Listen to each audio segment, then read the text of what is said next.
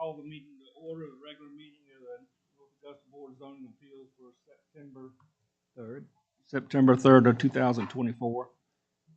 First order of business to call to order. Roll call. Kathy Stallworth. Kevin Skaggs. Bill Burkhalter, Jim Newman. Okay, with four of us here, we have a quorum. So the next item is approval of the minutes. We got these in advance in our packet. Did anybody see anything? I did not see anything that need to be changed. I did. It's just a matter of wording. Kathy Stallworth made the second motion. It was approved unanimously, and every motion that we made, it said somebody made the second motion, but it should be seconded the motion. Right.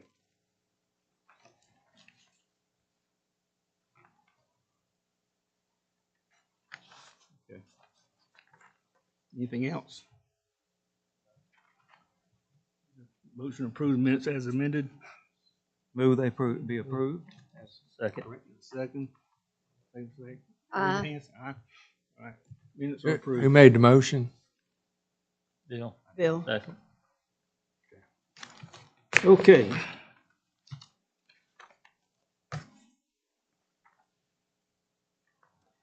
The fourth item is confirmation of the agenda. We got three items to review. One's a special exception. The other two are variances. Anything else? I'm good with No, it. sir. We do have some discussions about training at the end of the meeting, training scheduling that training. We'll consider the agenda confirmed. All right. Item 5 on the agenda is ZV 24-012, an appeal by Michael Umeyer. Is that right? Okay. For a special exception for home occupation from Table 5.1 Use Matrix of the North Augusta Development Code. Request affects approximately 0.01 acres zone PD plan development located at 347 Landing Drive, TPN 007-18-03-021. This time I'll open up the public hearing for this particular application. And Mr. Paradise, can you tee us up on this one? Yes, sir. This is a request to have a home occupation, in particular, a attorney's office out of 347 Landing Drive. It is the applicant, in talking with him, appears to meet or doesn't talk about many people coming and going, which is a big issue. Y'all have gotten several emails, and I have forwarded you several emails since we sent you the agenda. There should be at the dais there for you hard copies of an email from Tim and Mary Pate, Eddie Butler, Steve Donahue, John Sessions, Bob Zwanger, and Liz Zwanger, that have come in after the agenda packet was sent out to y'all, and just want to make sure that you have those and let the public know that y'all were made aware of those comments as well. Did you say there was one from Eddie Butler too? Yes, ma'am. Okay, I didn't hear. So this is the landing. It is a planned development, multifamily, condominiums down here. This is the river. This is the traffic circle that goes under the George Avenue right there. And this would be Shoreline Drive going down by the golf course. That just gives you an idea what it looks like. And this is, Mr. Chairman, I think you asked that I include these. Mm-hmm. These are, looks like they're from Google, and gives you an idea of what they are and where, a sense of the neighborhood. And like I said, it is a home occupation. In the code now, it requires a special exception to have a home occupation. So that is what he's here for. There's criteria that must be met for the home occupation, and then there's criteria that must be met for a special exception. I will tell you, Mr. Chairman, there's been some discussion as to how we are handling this. There is a master deed to the development that's been referenced in several of the emails. I've talked with two of my colleagues, other planning directors and a development official today about this application, just getting second opinions. And probably more importantly, I reached out to the city attorney, Mr. Zier. And the way he explained the master deed to me is it is similar in nature to covenants, in that you can have a covenant that even though the city allows it there, the covenant can say no, it doesn't, and vice versa. Yeah, a covenant could allow something, but the development code could say no, and the strictest prevails. So just so you know, those are two separate apples and oranges. Do you have any questions for me? Yeah, the one criteria about the number of trips, business trips per day, the 10, reference to 10 business trips. Yes, sir. Is that coming and going as one trip? No, sir. Well, the way you measure trips, I would measure that the same as we do in a traffic study, is that when the car comes, it's a trip. When the car leaves, it's a trip. So coming and going would be 2 trips. So that would give you 5 coming and goings during the day. Okay. And I think the applicant is ready to talk about the traffic and the parking and those type things. So does the city code allow it? The city code allows, if it generates more than 5 trips per day, the old code called it for a special exception. It got transferred over to the new code. New code requires a special exception for everything. You have the criteria for the home occupation that would allow that. Then you have the special exception criteria over here that they have to meet too. The balancing act for the board is, I think, probably about criteria 3 or 4 when you start talking about impacts to the neighborhood. Does that trip, does some of this activity trip an adverse relationship to the neighborhood, or is it compatible to the neighborhood? And that's a decision for the board. All right. But the landing's covenants, does that allow it? The covenants, the Master deed or? master deed doesn't specify the master deed, and I'm reading it from an email that I've got. Says units shall be used for residential purposes and limited auxiliary home office uses. A home office use shall be considered auxiliary as long as the existence or operation of the activity is not apparent or detectable by sight, sound, smell from outside the unit. Well, that dovetails within one of our criteria as well. The activity conforms to all zoning requirements for the condominiums. That's where the special exception comes in. The activity does not involve regular or unreasonable visitation of the unit by clients, customers, suppliers, or other invitees, or door-to-door solicitation of residents of the condominiums. The activity does not increase traffic or include frequent deliveries within the condominium, other than deliveries by couriers, express mail carriers, parcel delivery services, and other such delivery services. And the activity is consistent with the primary residential character of the condominium and does not constitute a nuisance or hazardous or offensive use or threaten the security or safety of other residents of the condominium as may be determined in the sole discretion of the board, and the activity does not result in a material greater use of common element facilities or association services. It goes further to say no other business, trade, or similar activity shall be conducted upon a unit without the prior written consent of the board.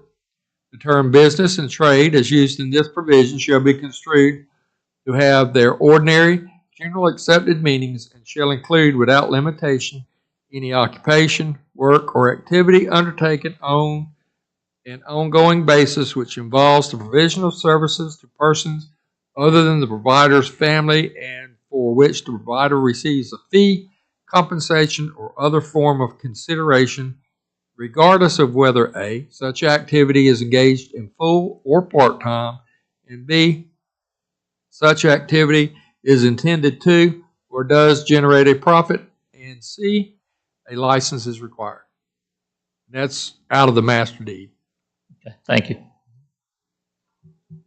I have a question, and because I'm not a lawyer, I don't know what the legal standing a covenant or a master deed has.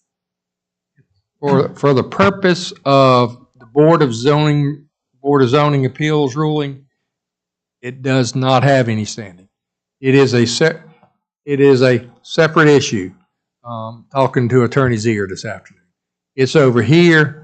Covenants and deed restrictions are a civil matter that would be taken over here.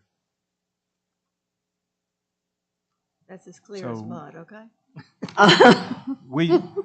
Because the city's development code and touches on what's permissible in PDs, and you've already alluded to that, the action that we take tonight will be related to the city's regulations and how they interface with the applicant's request. I know someone in one of the emails, maybe a couple of people, question standing by the BZA to deal with the covenants, and we're not really dealing with the covenants. Okay. That's between the owner and his board. So, I mean, theoretically, we could approve it and the board could deny it. I think maybe they have already. They might still deny it. That's, as Tommy said, that's between, that's a civil matter between the applicant and where he lives. Okay, all right, I see that now. I think that, I don't have any more questions of you right now. So, would the applicant like to stand up, say? I will need to swear you in.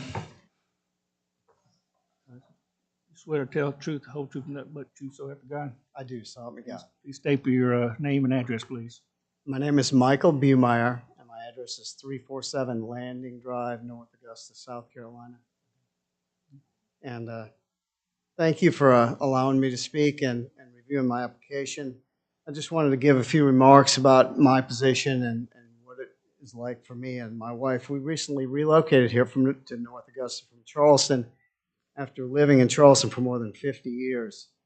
Let me first say that one of the best things about this area, of the wonderful attributes altogether here, is the friendliness of the people that we have met and become acquainted with. Heck, even just walk by. We often comment to each other about how welcoming the atmosphere is here.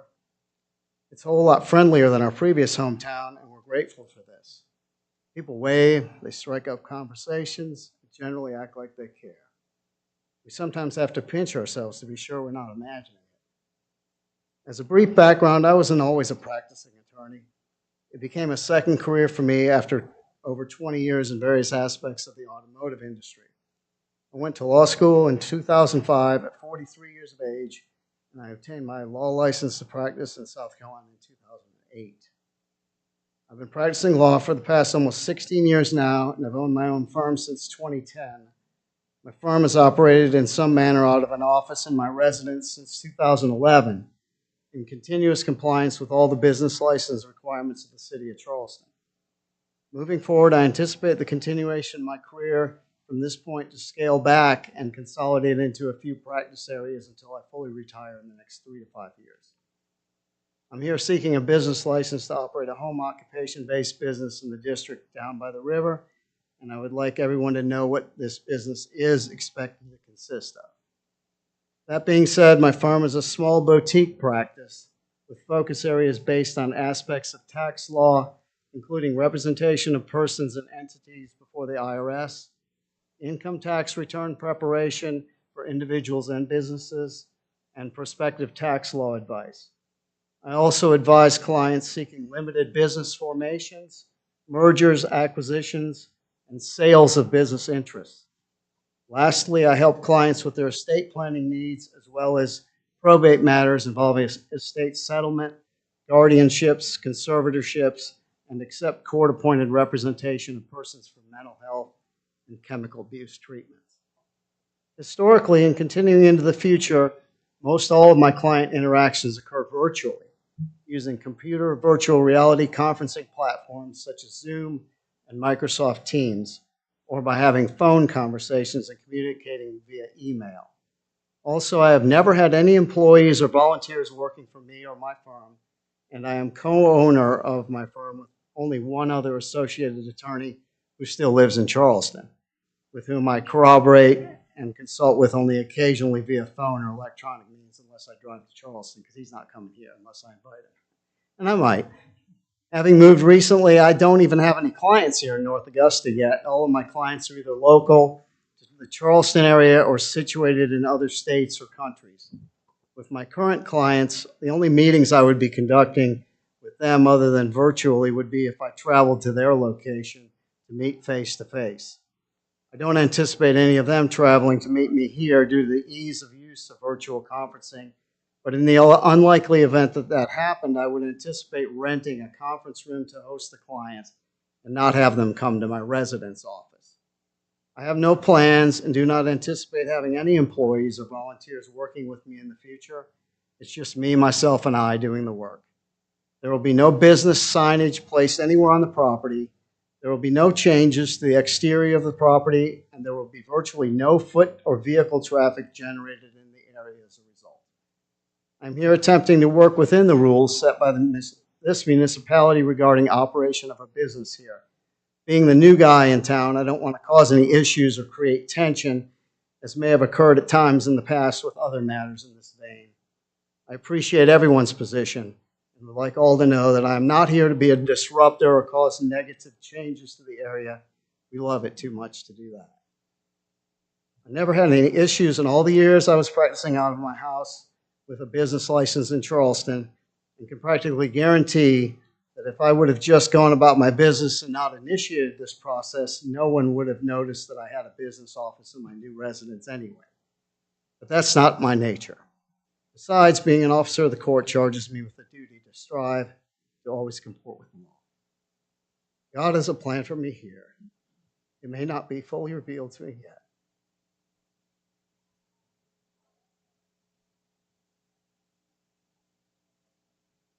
Thank you for your thoughtful consideration of my request. Thank you. I got a couple questions, just to make sure I'm clear.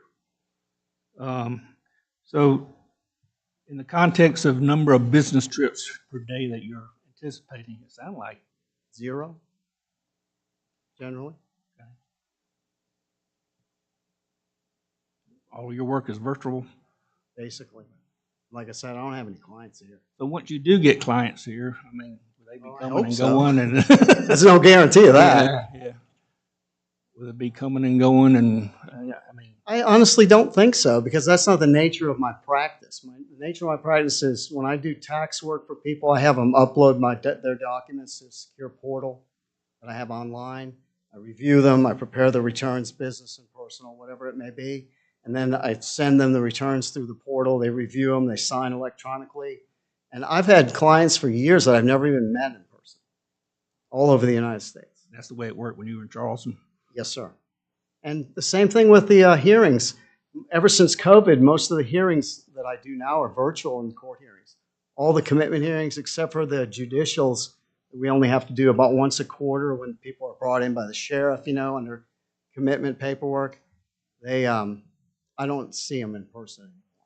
So you, to make sure I understood you, you said if you had to have meetings, you would go elsewhere? Yeah, because my office is small. I mean, it's nice now, but I don't think I'd really want clients in there, honestly. Unless it was just somebody doing, I was maybe next year if I get a couple of tax people and they're usually, and let me just backtrack on that. I do a lot of work with elderly people as far as taxes. As a matter of fact, just today I finished up a tax return for a 93-year-old woman in Charleston. Nicest person you ever want to meet. But, when you get to be that age, it's hard to do anything, let alone your tax return. And we did everything by the mail. I talked to her on the phone, sent her the stuff, she sent it back, and I filed them today after we did an extension. Because believe it or not, she has 5 rental properties. And that's basically how I operate. I really don't have a lot of time for face-to-face. And I find it wastes time because you end up talking about how's the kids. And don't get me wrong, that's not an unimportant part of a relationship between the attorney and the client. But I think when you're on the phone or doing emails or virtual consulting and things like that, you're more tuned into what you do. So if you don't expect any clients face-to-face, I guess my effort preparing a rant on parking is a waste of time. Well, I'm sorry. I thought it was clear. So anyway, I was expecting more than 10 trips. Well, when I filed the application and I answered those 18 points, I thought it was pretty clear that I wasn't expecting much of any vehicle or person traffic. Well, I guess what I imagined in my head is you were going to have some. Yeah. Well, I mean, I would never say never, but for me, my practice has always been like that. Like I said, I've had a home-based business for years, and I don't want to disrupt anything. I don't think there's any reason to have people come unless it's absolutely necessary. And even then, again, I'll go back to my elderly clientele. I'll go to their house and meet with them just to have them avoid the difficulty of getting to where I am. It makes it easier on them. So your place is, you enter your kind of from the parking lot side? No, sir, from the street. From the street side? Yes, Okay. I was trying to figure that out. It's kind of right on the corner between the road that's a private road that goes back to the parking area and the street, the landing drive that wraps around all the condos down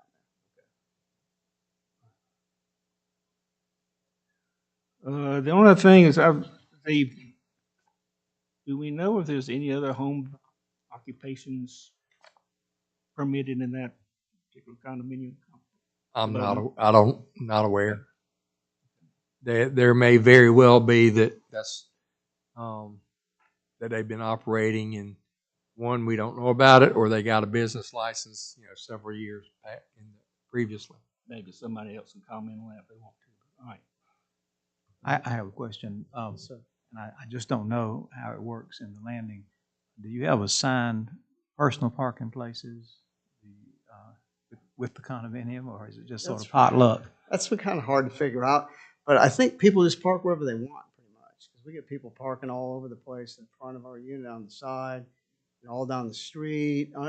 I think people like the trees because as hot as it is here, they get under the shade, and there's sufficient parking even at night when most everybody's home. There's still a half dozen or so parking places available at night, but during the day it clears out. I mean, it's amazing. By 8 o'clock, there might be 6 cars left in the back, especially during the week. And I mean, like I said, I'm 3 to 5 years out of fully retiring, and I'm not going to be breaking my back trying to bring a bunch of new clients in. That's for sure. I mean, if something fits for me and I think I want to help them, and I like doing taxes, so it's kind of a weird thing to like to do, but I'm one of those weird guys that likes to do it.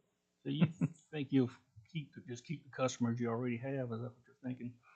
That's another good question. I don't know. I mean, I kind of massaged that in when I was leaving. I sent letters to all of my clients locally and told them I was moving, and a lot of them were already on the virtual thing, but there was some of the elderly ones that might not do that.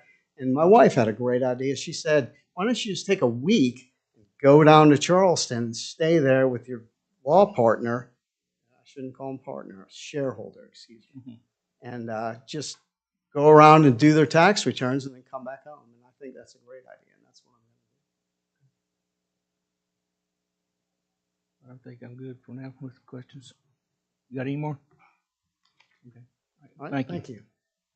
Anybody from the public want to speak for or against this application?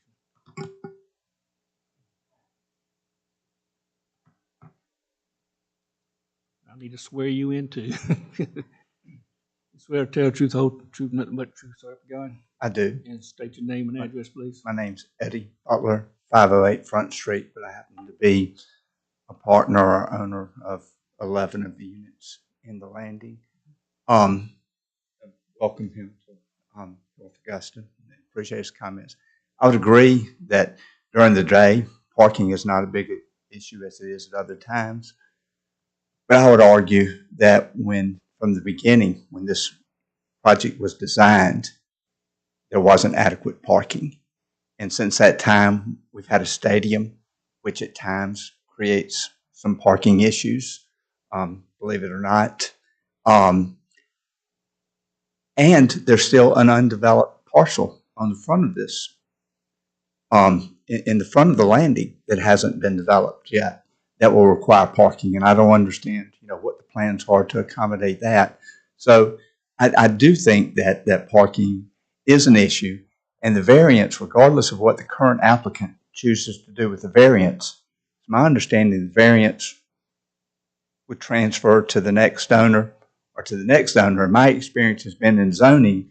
We have a place in North Augusta that was going to be a costume place, and it became a fireworks stand, which was strictly prohibited when they allowed the zoning. But, the next owner or the plans change. So things do change, and parking is an issue there.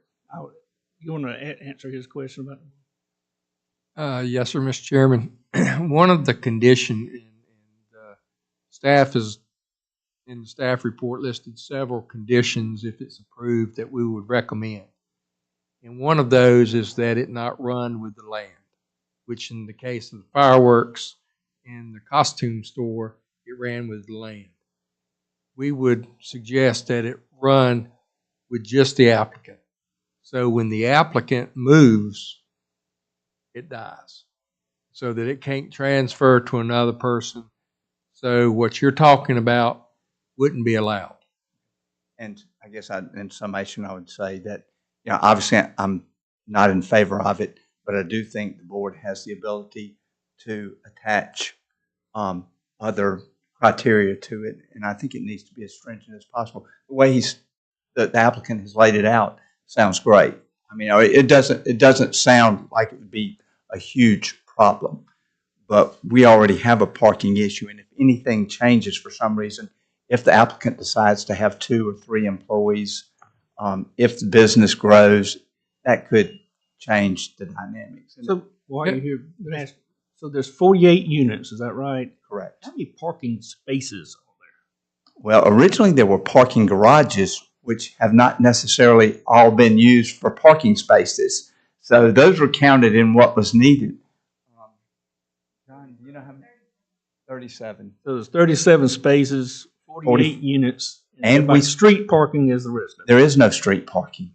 There is no street parking. You're in a traffic circle. I saw someone parked on the traffic circle the other night. I mean, somebody literally was parked in the traffic circle at the golf course because there was nowhere to park. And during baseball games, they're having to put up signage, "Do not park here." So there is some traffic with game nights, and that area we're getting ready to build more apartments. And one unit that's being planned in Hammond's Ferry right now does not have adequate. We could debate it, but there's more units than there are parking spaces. I think it's a fair statement, wouldn't it be, Mr. Paradise?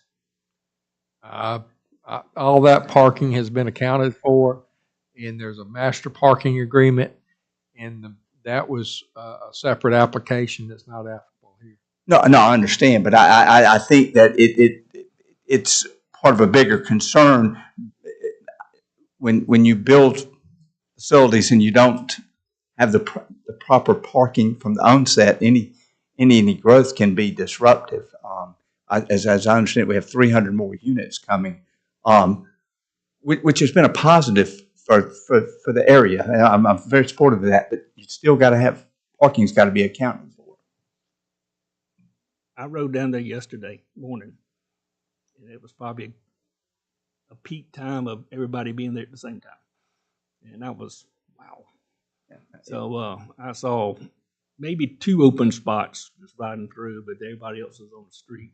Well, And they weren't on the circle that I remember seeing. But so to be fair, I went by again this morning, and it was more a typical business day, I guess, today. So there were open parking spots. There was a few people on the street, but anyway. and I would I've imagine seen both extremes. we're getting ready to have the 13th Street Bridge construction, and they're going to take out parking on the back side as the bridge is coming towards the units. So we're going to lose 8, 10 spaces during construction during that period. Thank you. Thank you. Anybody else? Mr. Chairman, would it be helpful if I told what the recommendations are from staff? Yeah. And this is just what staff is recommending, is that the home occupation would not be allowed, if it's approved, that the home occupation not be allowed to have any employees or volunteers on site, that the home occupation not be allowed to have clients, attorneys, or business associates on site. The home occupation, if approved, is only for this applicant and does not run with the land. The home occupation is approved for only Mr. Baumeier to operate for this location. So he couldn't bring in his, he didn't, not partner, but shareholder, and then any additional. But hopefully we've captured the things in the recommendations that if it is approved, would give us the teeth to keep it in check and the neighborhood happy. I got to swear you in. Swear to tell the truth, whole truth, nothing but the truth, so help you God. Yes. State your name and address, please. Michael Rubin, 269 East Shoreline Drive, Rebel Club subdivision, and I represent the Homeowners Association of the Rebel Club. And we don't feel like this thing needs to be approved. The unit in question, for one thing, is directly across the street from the mailboxes. And as what Eddie had just mentioned, you already have a parking problem. And I know for a fact, because the mail lady gave me a hard time several months ago because I parked in front of the mailboxes. That's only one thing. It's really almost a choke point there coming in. That's the only ingress, egress into the River Club subdivision is Shoreline Drive. And so it's just like what the guy mentioned. He deals a lot with the old people. And old people typically look for if they're not familiar with the area. We've had problems about people parking right there in the road, looking for something, either not necessarily in the landing, but maybe in the River Club, but not knowing what to do. So it could be an inconvenience or a problem for police and fire coming into the River Club. Plus, on the curb there we have a problem all the time with landscape trucks that are parking there. And I know for a fact that the house, Mary Pate's house, is the first house. The second house has lost their mailbox at least, I know of 4 or 5 times in the last 3 or 4 years. So any increase in traffic, we see it as a problem.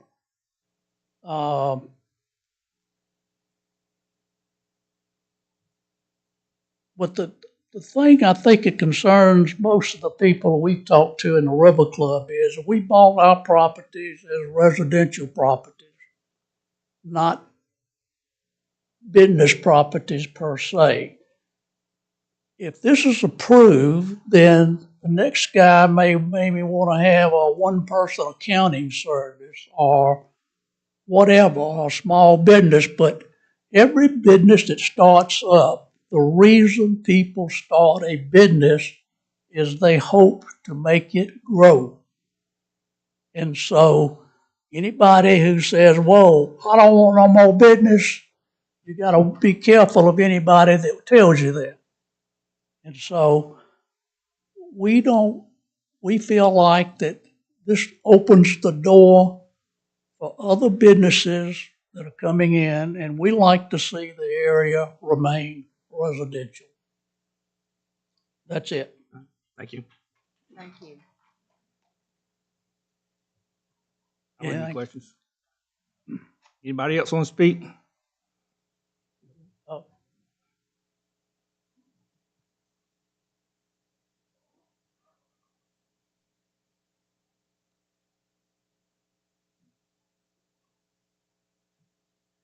All right, Ms. Wiggin, I swear to tell truth, whole truth, nothing but the truth, so help you God. State your name and address, please. John Sessions, and I own 334 Landing Drive, straight across from that unit. Okay. I won't waste your time with what the other people have said, okay, but it is a 3-story unit with 2 residents above it.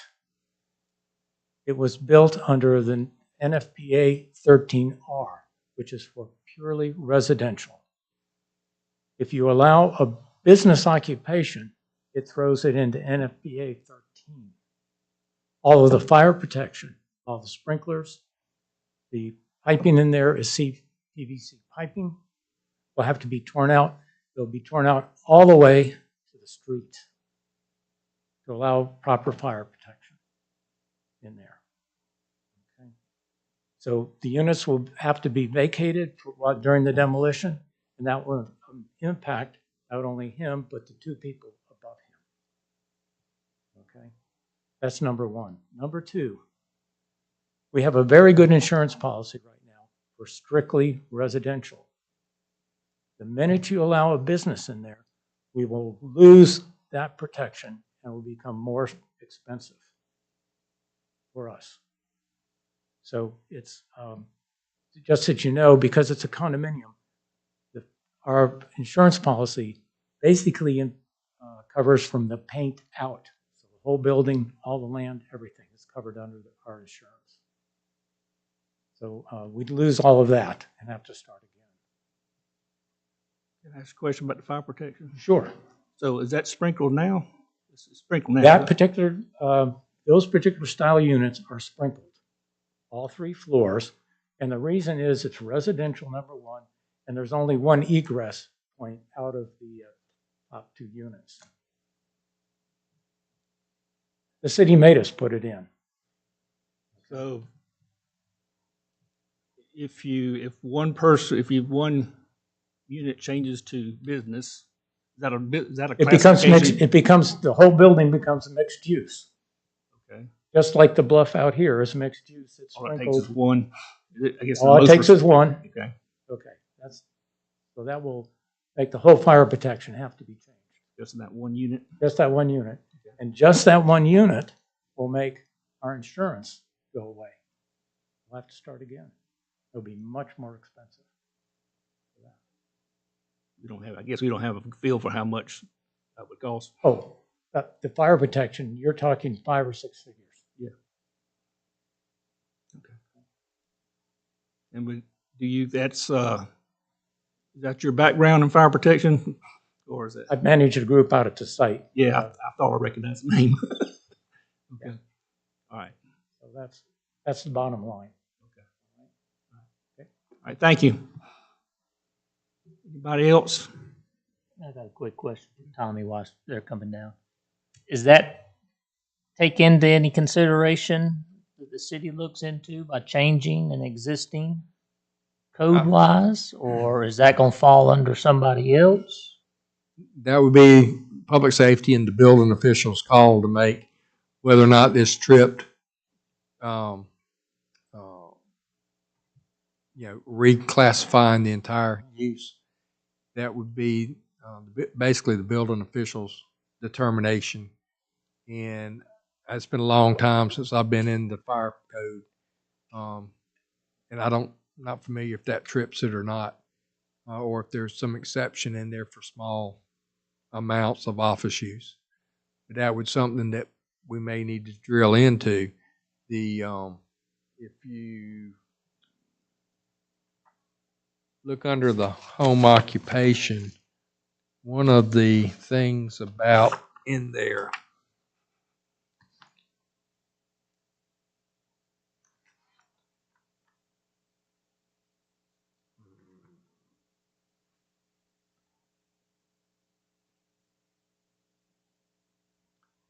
let me see.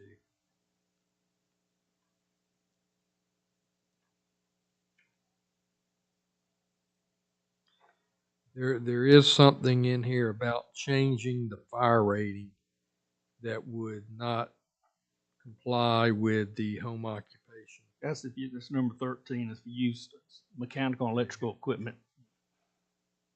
Yes, okay. Of course, that's talking about electrical and mechanical equipment that would change the fire rating of the dwelling.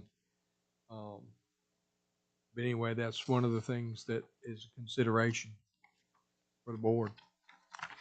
And so I don't have, I can't confirm what he says, but I can't deny it. Yeah, I can't say he's incorrect either. But, you know, I don't want to throw the, muddy waters anymore. Is it something that we need to get clarified before we proceed?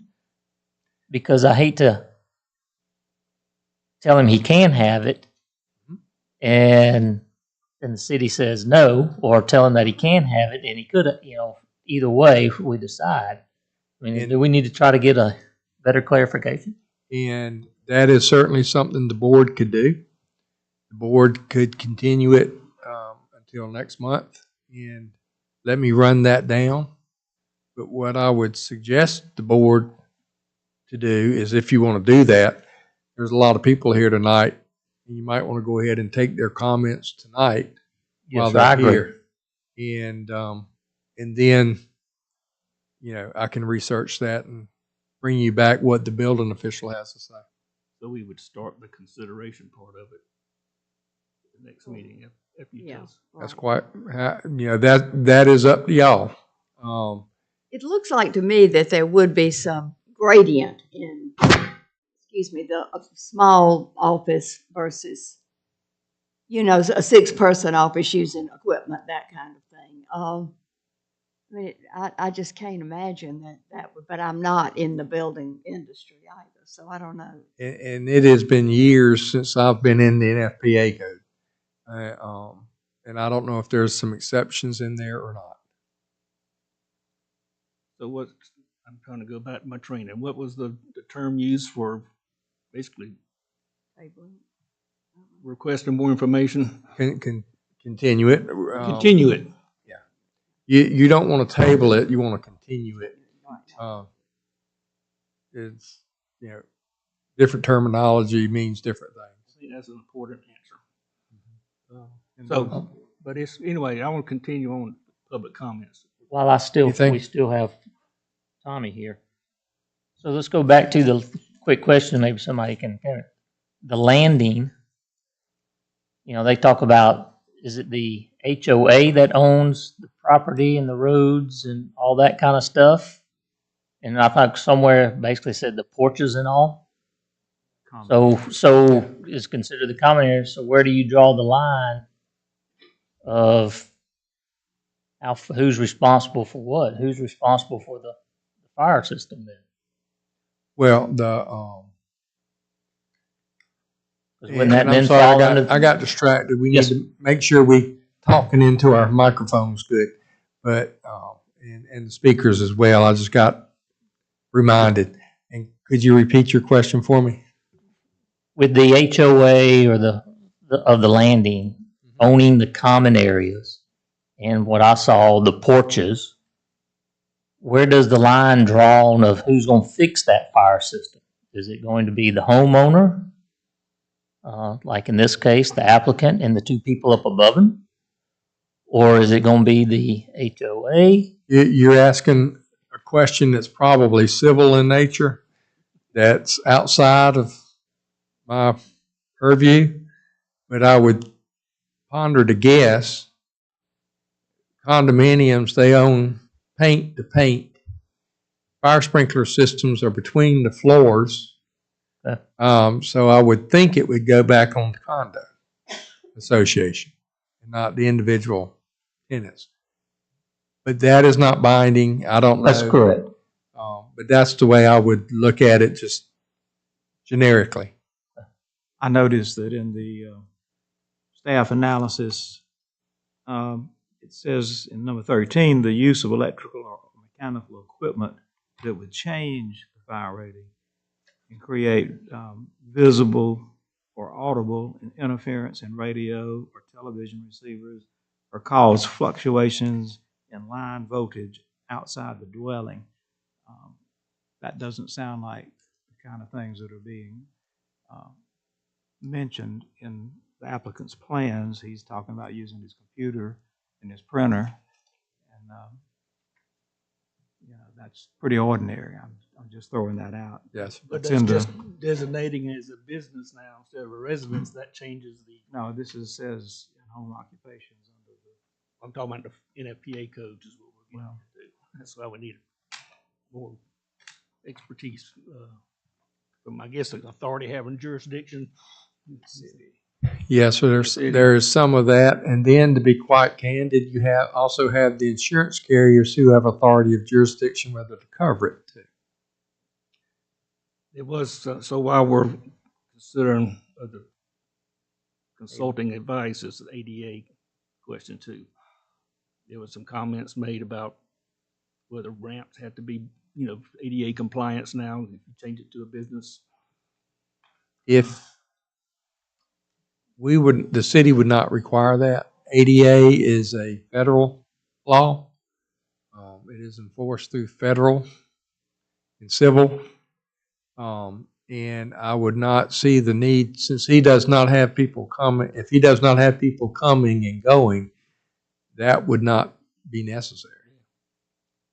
The ADA ramp and the access route and just go into the apartment, he wouldn't have to change his toilet and change his, all that stuff to a business occupancy. It may not be a city thing, but it is maybe a impact to the condominium development.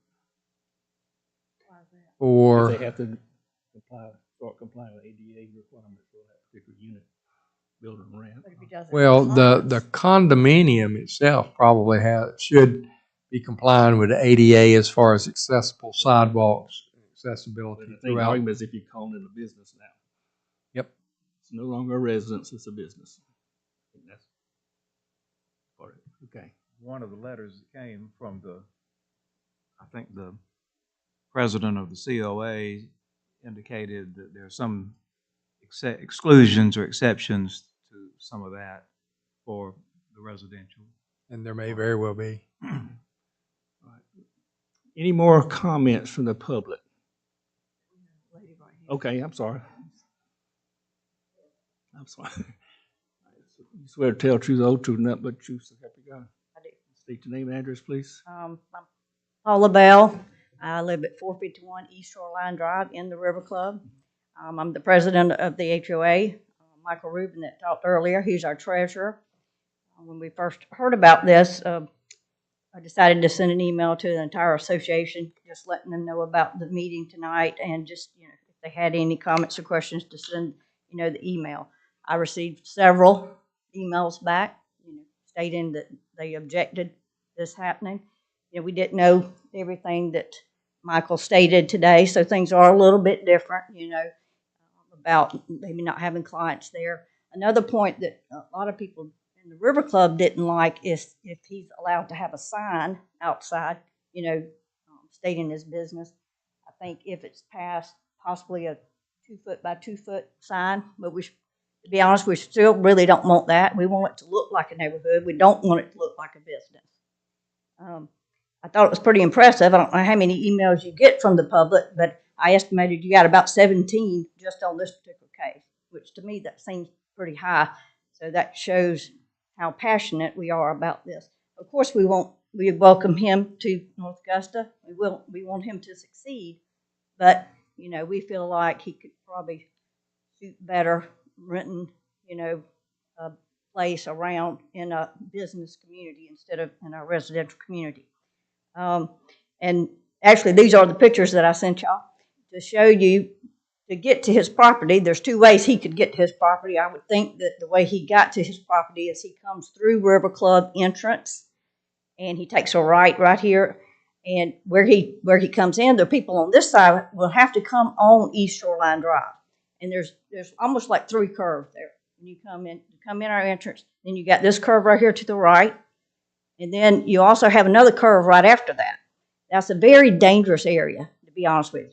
If landscape trucks, which is occasionally landscaping trucks will park right there, and you're coming around that curve, you have to be very careful to ensure that there's no one coming around the other way. It doesn't sound like that's going to be a problem, you know, after what we heard him say. But what I don't understand is if the board does approve this, you know, how will it be monitored? You know, if he does start having 2 or 3 cars there, you know, even though he's not supposed to, then what do we do then? We have to start getting involved and contacting you. You know, I assume you don't have a group that goes around ensuring that people are meeting the standards, you know, if it is approved. So then that gets the landing and us all, you know, involved again if it is approved. Would that fall under your compliance group?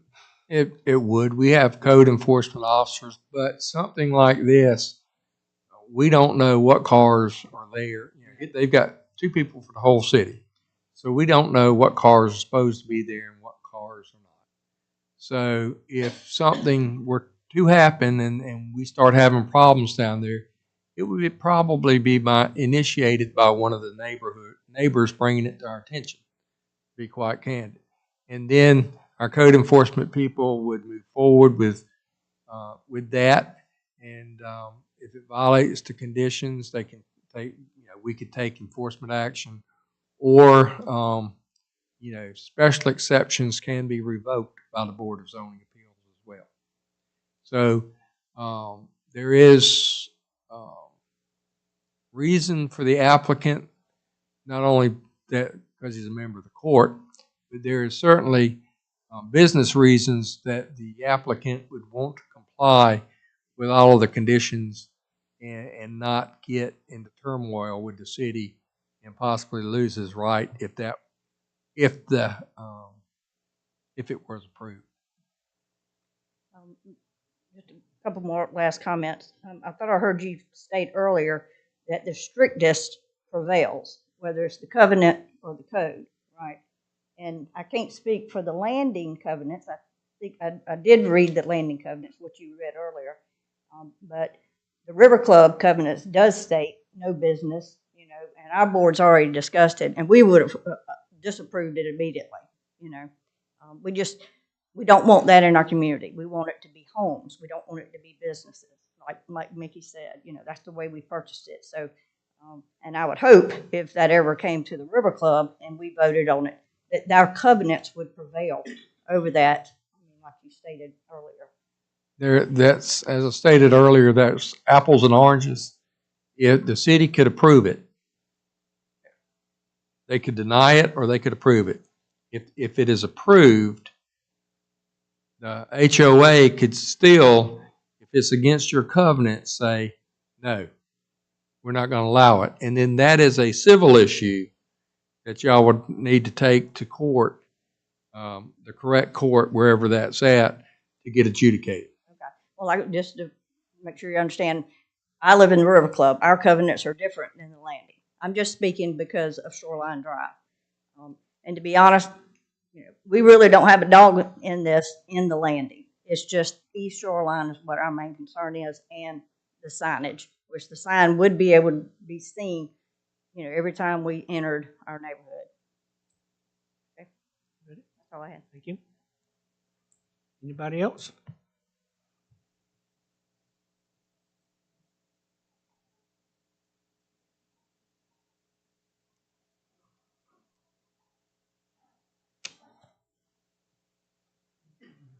Swear to tell the truth, whole truth, nothing but the truth, so help you God. I do. State your name and address, please. I'm Jason Craig, 323 Landing Drive. I appreciate everybody coming out and speaking on behalf of my neighborhood. I live 2 doors down from the Viewmeyers, and I'm one of the people that has said hello to them up to today. When something comes up like this, you see a stake in the ground wanting to do rezoning, and you don't know what it is. I'm vice president of the board of the Landing, soon to be president of the board. Once John is the president, spoke earlier. Had the board been notified first before the zoning, we would have asked a simple question: will your business that you plan on operating conform to our HOA covenant? There are several people that work from home, work remote. Since COVID, a lot of people work from home. So this is not a novel thing to work from home. But when all you have is a stake, it's like you're thinking, is this just somebody doing their due diligence and getting a business license? Or is this somebody that wants to upset the apple cart, put up a sign, that could be neon for all we know, or something in the middle?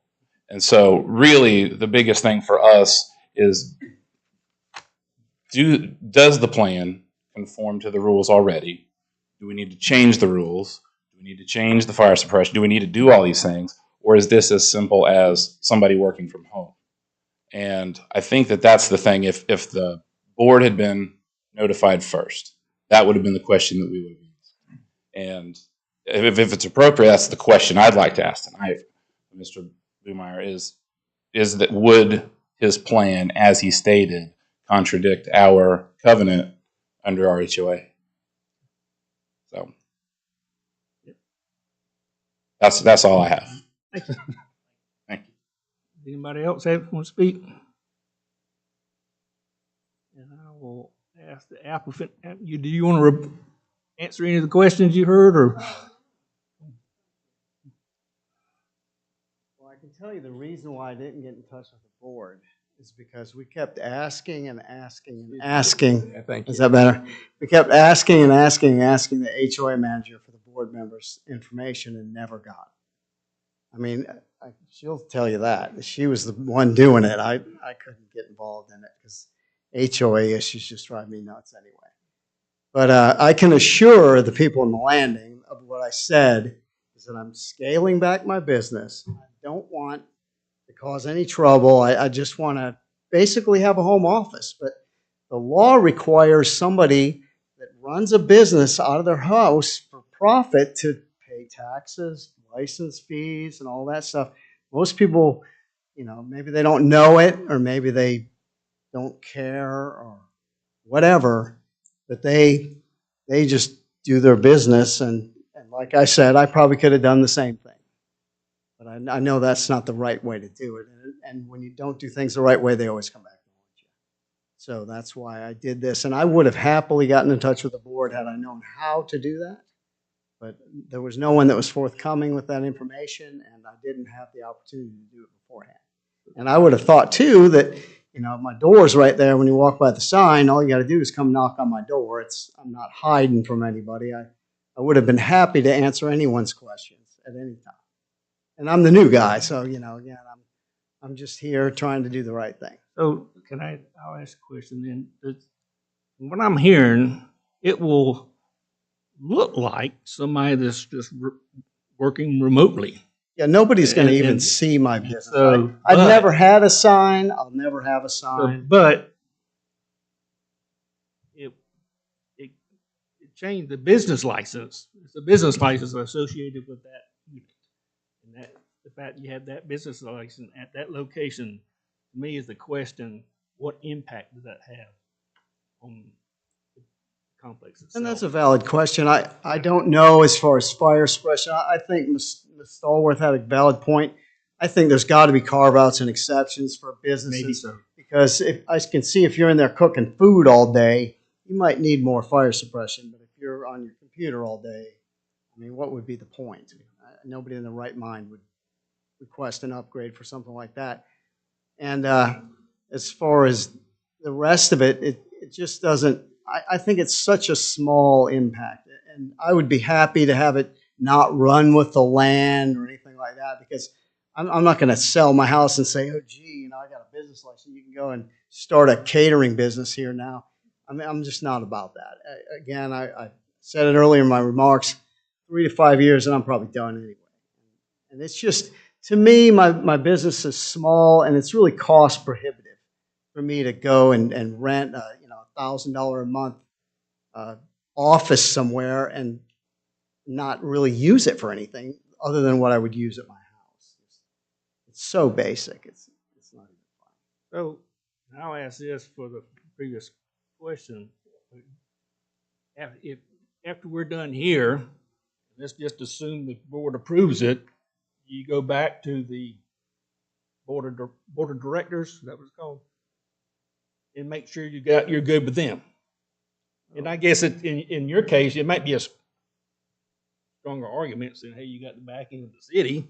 Can I have your permission, But anyway, I'm just asking, was that part of your plans or? No, because my reading of the master deed as it states is in line with what the city requires anyway, because like Mr. Paradise said, a lot of those points were corollaries to what the city requires and the fact that that they allow it, an ancillary business. It says it right there, but and then it says any other business other than a home occupation would need to have board approval. That's between y'all. So yeah, Okay. I don't think that's All what right. triggers it. Okay. Any other questions? If by some chance we push back or table, is that going to find out about the fire suppression and all that? Is that going to hamper or anything? That's Tommy shouldn't take a couple of weeks at the most. Well, you would hear it at the next meeting. That is correct. I mean, because you got to vote, it's got to, Yeah. got to do notice and stuff. Yeah. So it'd be a month. We would not have another public hearing associated with it? That would be up to you, Mr. Chairman. Okay. If I understand the question correctly, it wouldn't hamper my business. Is that what you're saying? That or cause an issue or a problem, because I think that fire suppression is an important fact, because I hate for you, we approve it, then the city comes in and says, oh no, you got to change the fire suppression system and that, and then everything changes. If we put it on hold, you got a year, am I correct, before he can come back? If you deny it. If I deny it. Okay. Deny it. So, so I don't want to, I don't want to push, If our you could, cooking Mr. can. Newman. If we continue it, it's just a month, right? Yeah, the Planning Enabling Act, if there's a variance applied for or special exception is applied for, I believe that stays any action by the city until it's decided. Okay. So if he's operating there now, it wouldn't, continuing it another month would not shut him down, if that's your question. Now, if he's not operating there, not allowed to operate, but we wouldn't be taking any enforcement action until the final disposition from the board is determined. Okay. I appreciate it. Any other questions? I think that's kind of crucial on both his behalf Yes. and the landing as a whole, their board. All right, Thank you. Last chance, okay.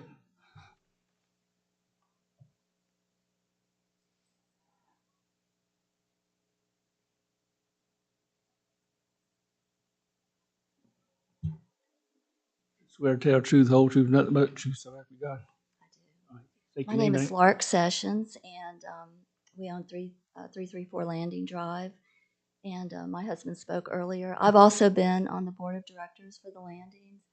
And my husband was actually checking out the fire protection system, and I was with him. And I had the pleasure, truly, of meeting Mr. Biemeyer's wife on their porch, on the common area porch. And we did identify ourselves, and she did mention who she could get in touch with. And both my husband and I identified ourselves. And I also know that she has been in touch with Brittany, who is our property manager with Blanchard and Calhoun. So the suggestion that he didn't know who to contact is hardly the case, number one. Number two, I realize this may not be your bailiwick, but the landing only consists of 48 units. It's a wonderful little residential area. And we struggle really to keep the costs down because we only have 48 units to cover because of the particular area that we're located in. Our insurance, we have a good insurance policy, but it's an expensive policy. And that is because of all the units that are being covered. It is true if you grant a home occupation exception, that will significantly impact our insurance. And like I said, that maybe that's not your concern, but I think you should be concerned about the residents in the area. And it would be a significant impact. Who do you call to get that answer? We've actually already contacted an insurance company to ask that question with the, anticipating the possible approval. Okay. Furthermore, I haven't heard, I don't know if you've received any emails in support of this, but I haven't heard any other support. And I do think that as longtime residents of the area, that consideration should be given to the people who've lived here. Everybody bought in to this community with the understanding that it is a residential community. There are no home occupations functioning in that facility. And if Mr. Buemeyer's expectations for his business are as he's described it, he would not have even needed to come and ask for an exception. He can operate, he can work from home, let's put it that way. He can work from home as other people do. So the home occupation allows him to do other things, allows the additional traffic and so forth. And therefore, him simply standing up here saying, well, I don't anticipate this and I've never done that. Those are just words. Once you grant that exception, he can operate in accordance with that. But we can put conditions on it. Well, then why even grant it? Because then you're back to the conditions that the master deed provides for. So what's the point? Thank you. Thank you. Anybody else? Okay. Kevin, can you just kind of go over what the board does? It's not our personal opinion that we're a quasi-judicial board. We have rules that we have to follow issued by the state. Yes, so once we get, go ahead. I'm sorry. Just to clarify how we got here. The applicant came in to get a business license so that he could pay the city of North Augusta what is due the city of North Augusta through his business license fee. In doing that, it's called a certificate of zoning compliance. He has to come to the planning department. He came to the planning department with his zoning compliance application. At that time, it was flagged by the planning department. And he was told, no, we cannot sign off on this so you can get your business license down here until you go through this process that you're going through tonight. So it's not just a case of working for home, but it's also a case of the city of North Augusta and the applicant paying his fair share to the city as any other attorney that's practicing in the city of North Augusta does. And yeah, I just thought that might help clarify some stuff. So Brett. there are, I'll read it whenever we start to consideration, but there are 11 criteria for a special exception. You got to meet them all. You miss out on one, it's denied. And then the home occupation has an additional 18 or 19 criteria. So between the two of them, you got to meet them all. So that's what we were going. Once we're done with the public hearing, what we would we go in and discuss ourselves in front of you guys whether or not to deny it or approve it. The way I see it, a lot of the concerns are in traffic, parking, impacts, cost impacts to the development, and just the character, I guess, question. I think we can discuss every one of them tonight except the impacts. Because there's one question in here on the special exception, talks about will not adversely affect the development of the neighborhood. You know, and so I don't know that we can answer that question. So, Because of the fire issue. yes, and so to take a motion to do that, to continue it to the next meeting and to get those get that answer. Yes, sir. And you would continue it and direct the planning director, to research it and bring that information back to you.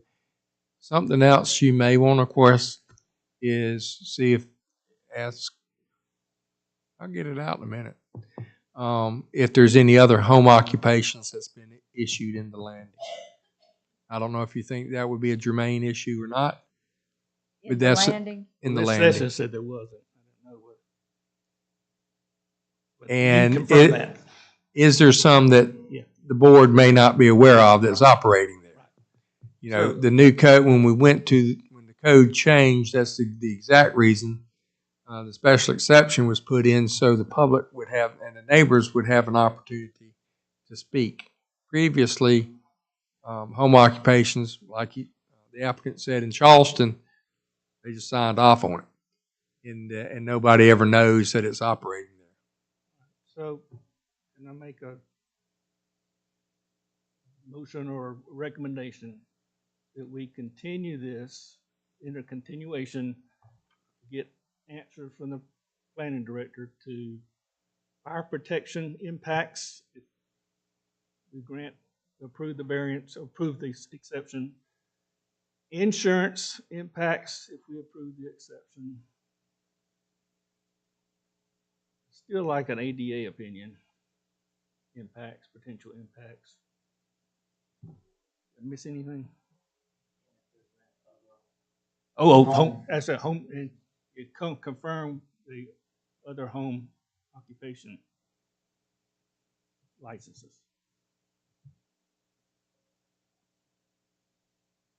So, you got a second? All in favor, say aye. Raise your hand, you're in favor. All right, Now, we'll tell you now, I will not be at the next meeting, okay. so we hope London's. So too. Okay, so I'll conclude the public hearing, and that's what we're gonna do to continue this, get those answers for next meeting. And thank you for all your input. It was helpful. Thank you.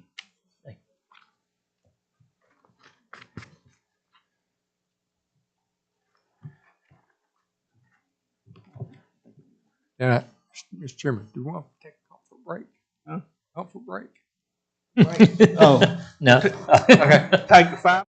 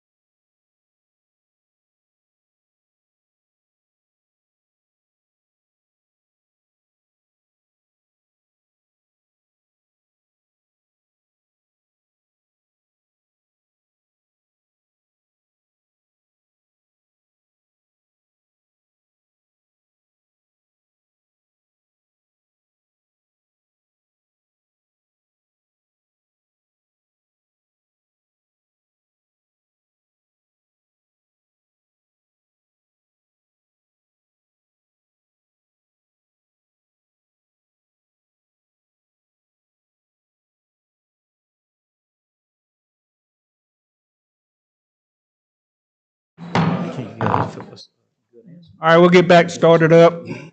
7:18.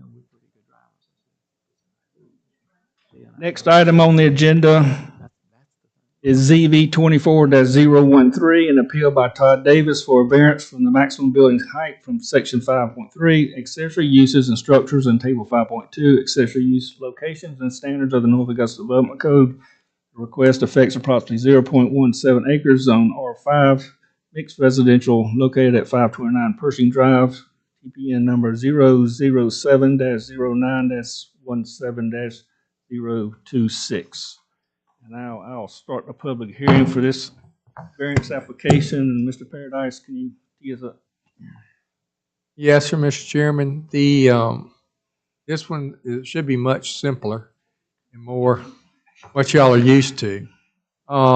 This one is the applicant came in and got a building permit to build an accessory building in his rear yard.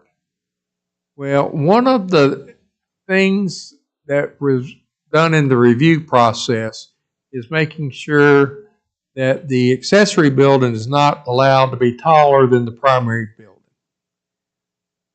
Well, the review, it passed. Well, as the way I understand it from the application and conversations, is that during the construction process, the applicant was unaware of the ordinance and realized that he could do some field engineering alterations and raise the roof pitch and get more storage space. So he did that.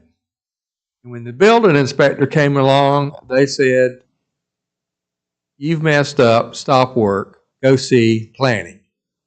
So that is why you're here, he's here tonight, is because the roof line is a little bit higher than the house, and there's a stop work order on it. This is where the subject property is in Pershing Drive. This gives you an idea of what was the elevation change.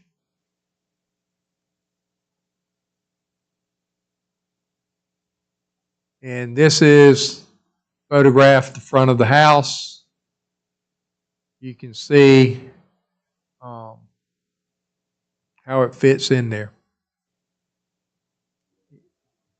Any questions for me? So there's the house. So as constructed right there, that's 3 feet, no more than 3 feet. How much higher than it is now? You know, I think he increased the height by 3 feet. I don't know. I'm not for sure exactly how much higher it is than the house. It was high enough when the building inspector looked at it, he goes, "Oops." So it was rather apparent at the time. But I don't know that I've got the specific. If it was equivalent. Material said a 3-foot knee wall over on one side. Right. Added that height a little bit. Did the original plan show a height that was equivalent to the home? Correct. The permit that was approved would have complied with the ordinance. So is that at or below? Right. Okay. Any questions? All right. Is that actually, to your knowledge, is that expressed or expressly stated, or does it say just in accordance with the current zoning regulations, et cetera, et cetera? I'm not following. I'm just trying to see whether there was something that would put you on notice other than just the usual language that says you're doing this in accordance with the regular code. There wouldn't be anything that the code review would have reviewed that, but there wasn't anything that went back to him that said you can't be higher than the house. Oh, there's not. There wasn't anything. No, it just says, you're building in compliance with the code, da, da, da, da. There was nothing that goes back that says you can't be higher than the house. My understanding is he was rather surprised to find that out, and I have to say, he was at the office trying to do the right thing and get it moving. The problem is, and as y'all are well aware, you meet once a month, and we have to give notice. And so it's not like you can come in the week before the meeting and get on the next meeting. So that was part of the problems he's run into here. You have a question, Tommy? Does the applicant want to come speak?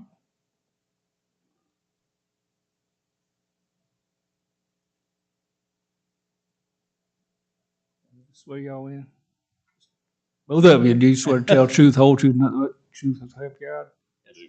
Okay, state both names and addresses. I'm Todd Davis, 529 Pershing Drive. The owner. Speak into the microphone. I'm sorry.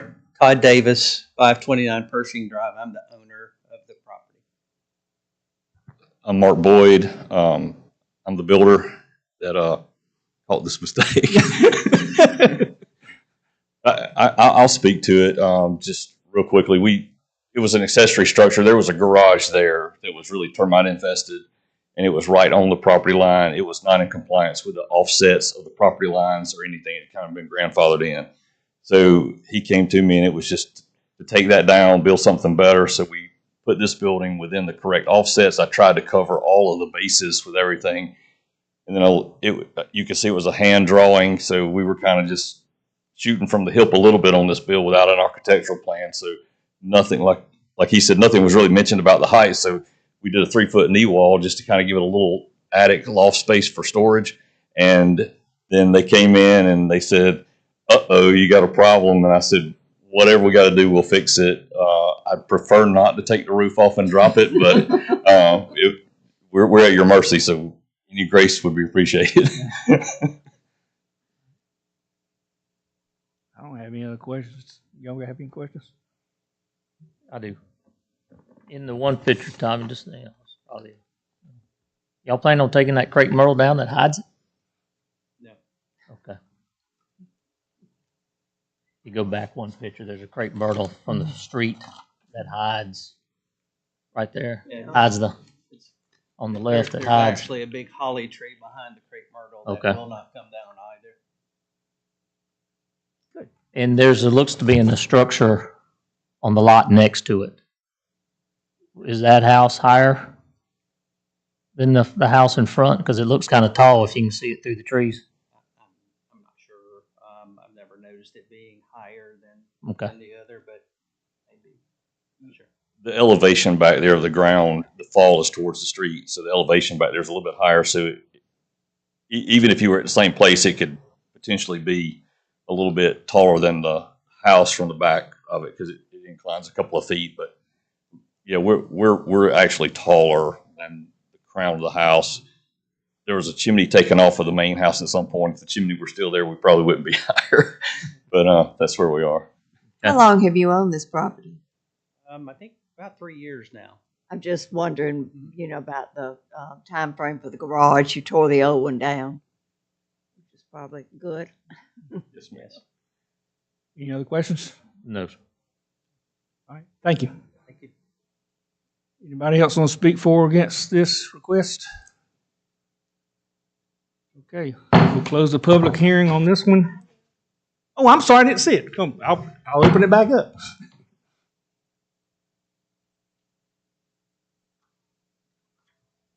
Swear to tell truth, whole truth, nothing but truth, so help you God. I do. State your name and address, please. My name's Anna Sakatch. I live at 526 Grant Avenue, directly behind the property.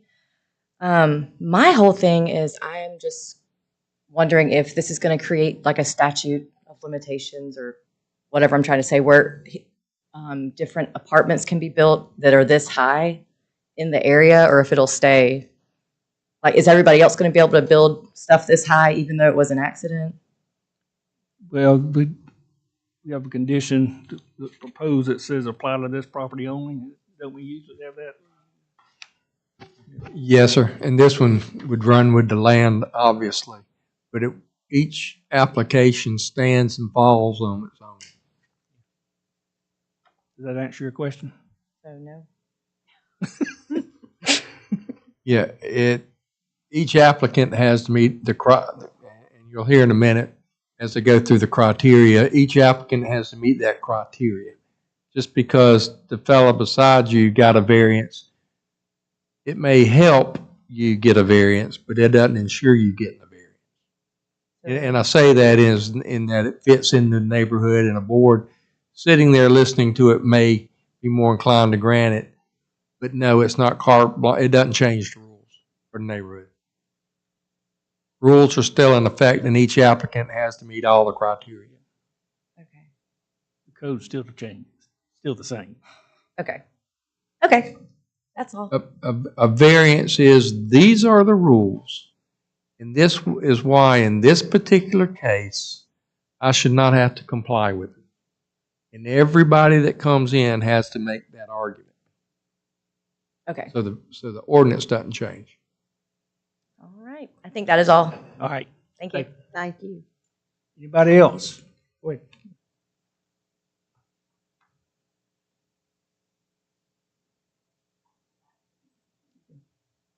Swear to tell truth, whole truth, nothing but the truth. So if you got. I do. State your name, address, please. My name is Pierce Legion. I live on 530 Grand Avenue.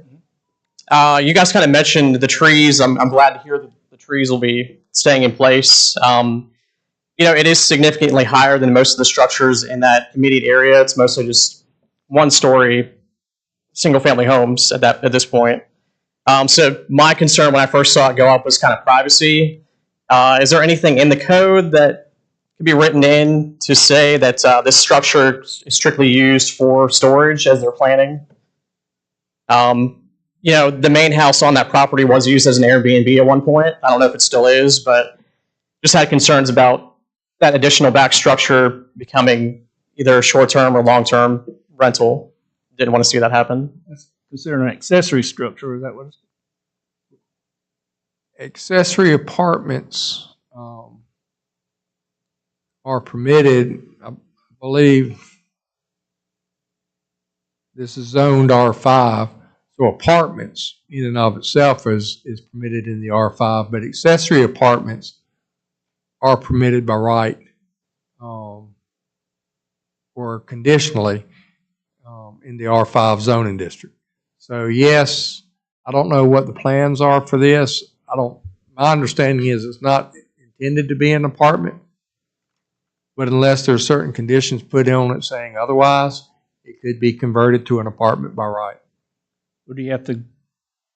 By right, though. By right, he could convert it to an apartment. Yes, it's actually conditionally, because there's some conditions there on square footage and some things on accessory apartments. But most every residential lot in the city is allowed to have one accessory apartment. Would you have to come to the planning department, the city, to get approval to do that? No, sir. They would just do a site plan and a building permit. Oh, permit, yeah. Does that help? Okay. Yeah, so with that basically being a two-story structure, essentially, that, I don't know, I feel like it's a valid concern for the neighborhood.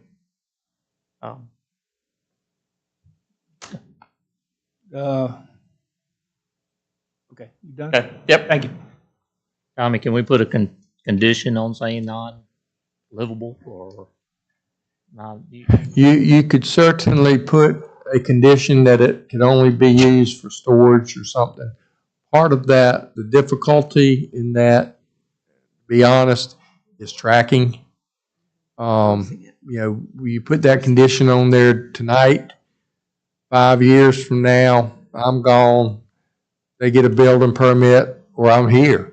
They get a building permit that doesn't come through the planning department, and they grant it.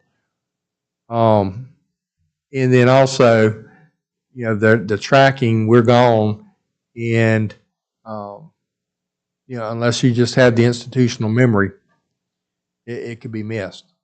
But you could certainly put that condition on there if you wanted to. Yes, thank you. Anybody else? Didn't it say somewhere in here they wanted to use it for storage in a hobby area? Yes, ma'am. Okay. Anybody else want to come forward and speak? Okay.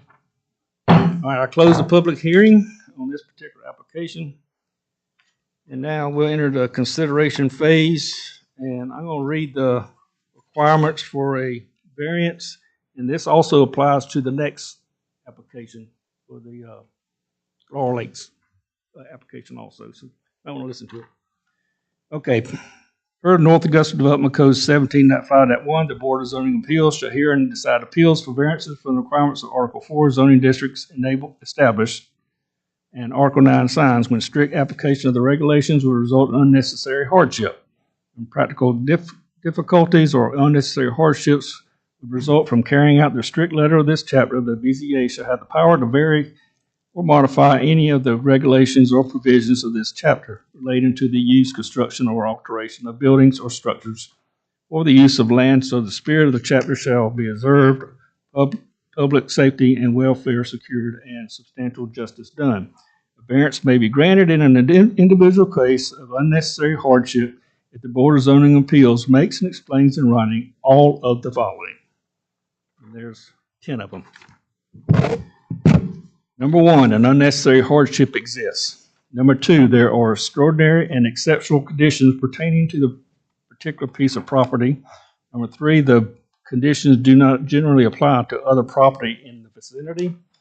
Number 4, because of the conditions, the application of this chapter to the particular piece of property would effectively prohibit or unreasonably restrict the utilization of the property. Number 5, the authorization of a variance will not be a substantial detriment to adjacent property or to the public good, and the character of the district will not be harmed by the granting of the variance. Harm to the character of the district may include structures that are significantly out of scale and the creation of potential for the creation of excessive noise, light, traffic, or incompatible late-night activity. Number 6 pertains to signs, and we're not dealing with signs in either case. It ain't or both of those. Number 7, the Board of Zoning Appeals may not grant a variance to the effect of which would be A, to allow the establishment of a use not otherwise permitted in a zoning district, B, to extend physically a non-conforming use of land, C, to change zoning district boundaries shown on the official zoning map. Number 8, if the unnecessary hardship is self-imposed by the applicant, the variance should not be granted. Number 9, the fact that the property may be utilized more profitably should a variance be granted should not be considered grounds for a variance. And number 10, in granting a variance, the Board of Zoning Appeals may attach to it such conditions regarding the location, character, or other features of the proposed building, structure, or use as the board may consider advisable to promote the public health, safety, or general welfare. And based on these findings of fact, the Board of Zoning Appeals may approve of conditions, or deny the request. So there's 10 criteria. We got to answer in the affirmative of all 10. If one fails, then the variance request is denied. Okay. So we'll get started here. Number 1, unless unnecessary hardship exists, and the applicant states the cost of changing the mistake will be excessive, and the expansion of the floor plan would negatively impact the size and use of the backyard space. The staff notes that the applicant applied for a building permit on 3/21/24, and the permit was issued 4/2/24 for a detached garage/workshop. Staff notes that the applicant provided a construction drawing to the Building Standards Department with dimensions smaller than the current construction build. Current construction consists of a 3-foot knee wall that was not included on the original sketch plan. So an unnecessary hardship exists, and I would say, yeah, because he's already built it, started building it. You can't really correct it without tearing it down. So that's my opinion on that. I'm okay with that. I'm okay with that since it wasn't made clear about that, although we have in the past, we have had people take things down, so. But it was made clear and they went against it. So this was not made clear, so I'm okay with that. I like that too. I'm good. All right. So we're good with number 1. Number 2, there are extraordinary and exceptional conditions pertaining to the particular piece of property. The applicant states that the original garage was right on the property line and the backyard is very small, so expanding the floor plan larger seemed to be a worse option than going higher 3 feet. The applicant states that they do not know about the height restriction. Staff notes that the current construction of the detached garage is approximately 3 to 5 feet offset from the current property line. Staff notes that the 2023 Development Codes Table 5.2 Accessory Use Locations and Standards states that an accessory structure maximum height shall not extend from the highest point of the existing principal structure. So we're saying they're extraordinary and exceptional conditions pertaining to the particular piece of the property. Well, the lot is small, and if they got that much space, they would take up a good deal more of the backyard. But it does state that it can't be any higher, but unless that was brought out to the builder, I think I'm okay on that one too. I'm good. You're good? I'm good. So we're good with number 2. Number 3, the conditions do not generally apply to other property in the vicinity. The applicant states that the other properties in the vicinity have smaller yards and there is a myriad of different sheds, shops, and storage units visible in the neighborhood. Staff notes that many accessory structures in the neighborhood were present before the adoption of the current 2023 Development Code. Okay. I'm okay with that. There are a lot of different things down there. I went to a yard sale down there recently and saw a lot of different things. I'm good with, so we're good with 3.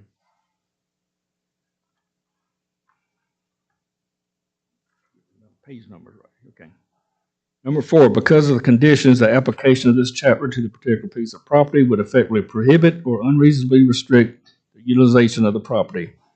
And the applicant states that similar to the statement in the bulletin point number 2, the applicant moved the new building to the correct property line offset and expanding the floor plan for more storage seemed the worst option than going up 3 feet for additional loft storage.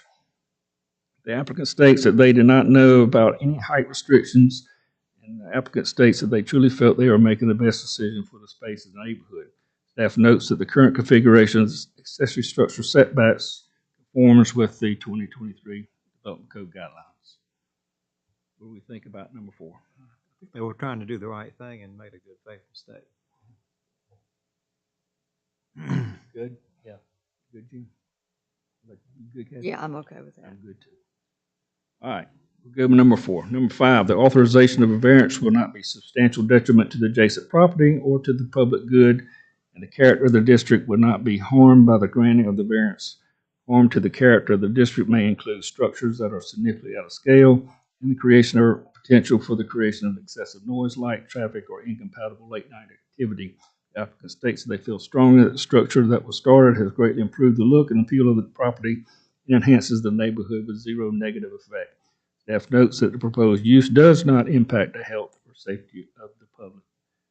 And Well, I'm okay with that, but I would like for us to have a condition in that I see what the neighbors behind them are saying about what if everybody built something taller, it would be a virtual wall back there. So I don't know if we can do something about, I mean, I'm okay with number 5, except that we have to remember it can't be a precedent. Everybody stands on their own. I think proposed condition number 1 will take care of that. Also, the trees help hide it, according to the pictures at least. They do. So I'm okay with number 5. I'm okay. You good? Good. Good. All right, so we're good with 5. Number 6 is signs. That's not applicable. Number 7, the Board of Zoning Appeals may not grant a variance to the effect which would be A, to allow the establishment of a use not otherwise permitted in the zoning district. Residential uses and associated accessory uses are permitted in the R5 mixed residential zoning district within the stated regulatory limits. B, to extend physically a non-conforming use of land. Variance does not extend a physically non-conforming use of land. And C, to change zoning district boundaries shown on the official zoning map, and the application does not propose a change to the zoning district boundaries. So we're okay with number 7. Number 8, if the unnecessary hardship is self-imposed by the applicant, the variance should not be granted. The applicant states that they do not feel there is any self-imposed hardship as they were not aware of any height restrictions. The applicant humbly requests the board to grant the variance as built based on the fact that the height is within reason and does not dramatically look different from the house from the street and not visible in any negative manner. Think back to the hardship, like you stated, that we're unaware. You know, and I don't know whose fault that is, that being unaware. I mean, I don't know if it's you have to read that whole code to figure it out, or We are is it- certainly happy to answer any questions that the public poses to us. However, if they don't know to ask that, then however, we can't read their minds. right. We go by what's submitted, and that's what was approved, and that's what we expect them to build. You know, I understand how mistakes happen. I don't think it was intentional. But I don't think that there was any negligence on the part of the city staff on this one. I don't know what else we can do. Right. I mean, I understand that. I just was making that comment. I'm okay with it. I'm okay. It wasn't a deliberate mistake. Right. Bill said it was a good faith mistake. Yeah. You okay, Jim? Yeah. All right, I'm good with 8 up to. We're good with 8. Number 9, the fact that property may be utilized more profitably should a variance be granted shall not be considered grounds for a variance. Staff recognizes that should the variance be granted, the property would not operate more profitably. The applicant states that the current structure would only be utilized as storage for the applicant's daughter's hobby of flower arrangement for weddings. I'm okay with 9. Anybody else? Yes. Good. We're good with 9. Last one. Number 10, in granting a variance, the Board of Zoning Appeals may attach to it such conditions regarding the location, character, or other features of the proposed building structure or use as the board may consider advisable to promote the public health, safety, or general welfare. Staff recommends the following conditions, and there are 2 that are recommended here. This variance will apply, if granted, will apply only to this property and will not apply to any future development on the site should the current construction be demolished. The second one is the variance would require the building footprint be constructed as conceptually shown in the exhibits. That's the exhibits that we have here in the application. Is that right? Yes. Okay. So there are 2. Anybody else have any more to add, or you okay with these 2? Or do we need to add that the unit should be used as described as a detached garage and storage only? At least that's why we can still remember. You know, Tommy brought it up, 10 years from now, How do you enforce that? Oh, I guess it would be up to the neighborhood to say, to come and say, listen, they're renting this out as a whatever. I just, think to give them a little protection and confidence, and I don't think the owners are going to change it, but at the same time, so is the structure bait and switch. So the structure will be used as I think as put in there, as submitted, detached garage and storage.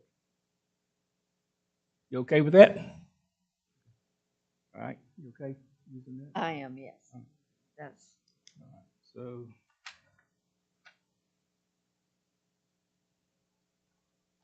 write this down. yeah.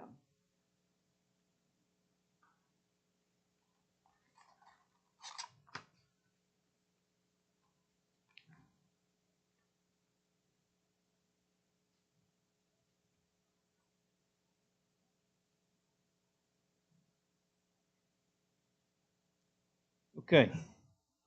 We've answered in the affirmative to all 10 of these, so we will have a motion to approve. Yes, sir. I do not have my cheat sheet. I'd like to make the motion that variance ZV 24-013 by the applicant Todd Davis be approved with the following conditions. This variance will only apply to this property and will not apply to any future development on this site should the current construction be demolished. This number 2, the variance would require that the building footprint be constructed as conceptually shown in the exhibits. And number 3 is that this unit be used as described as a detached garage and storage only. You have a motion, do we have a second? Second. Second, all in favor, raise your hand. It's unanimous. All right, your variance is approved. Who was the second? I missed it again. Bill? Bill.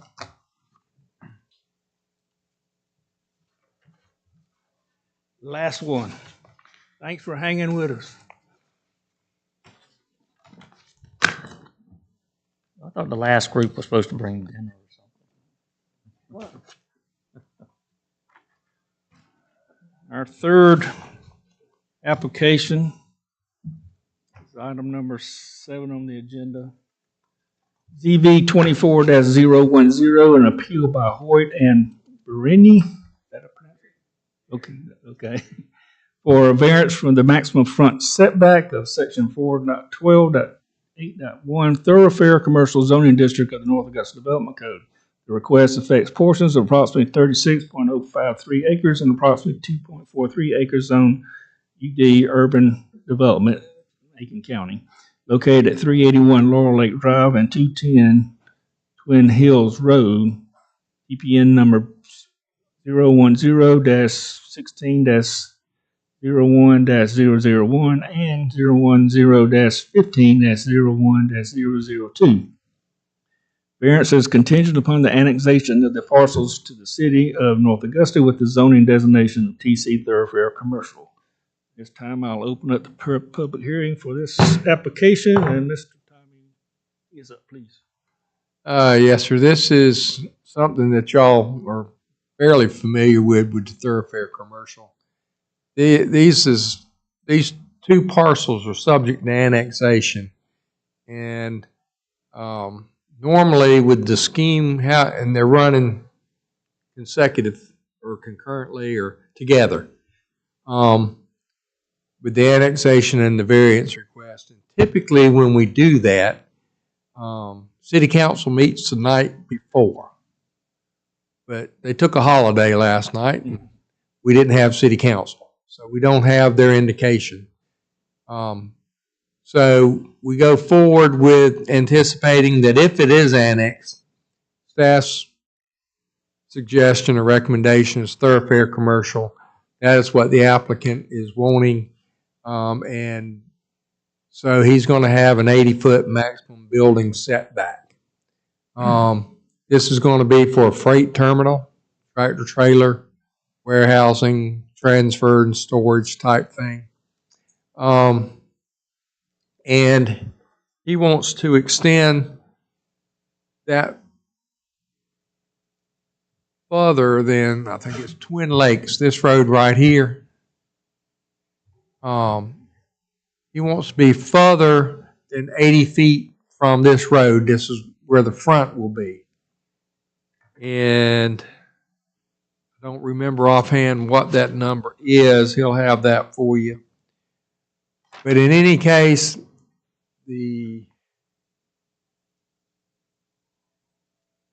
this gives you an idea of the layout that he's wanting to accomplish with this. You'll have, this will be set back further than 80 from Twin Lakes, parking area, office, truck bays, and then the housing. There'll be a fueling site, and then parking in the rear as well for the trucks and the trailers. This is pretty compatible with what the comprehensive plan is calling for in that area. It is currently in the county, but we're anticipating it being in the city and zone thoroughfare commercial. If it is not brought into the commercial, if it is not annexed into the city as thoroughfare commercial in this application, one of the conditions that staff suggested would be it would be moot. The variance, if it was approved, would no longer apply, so that it didn't apply to some future variance.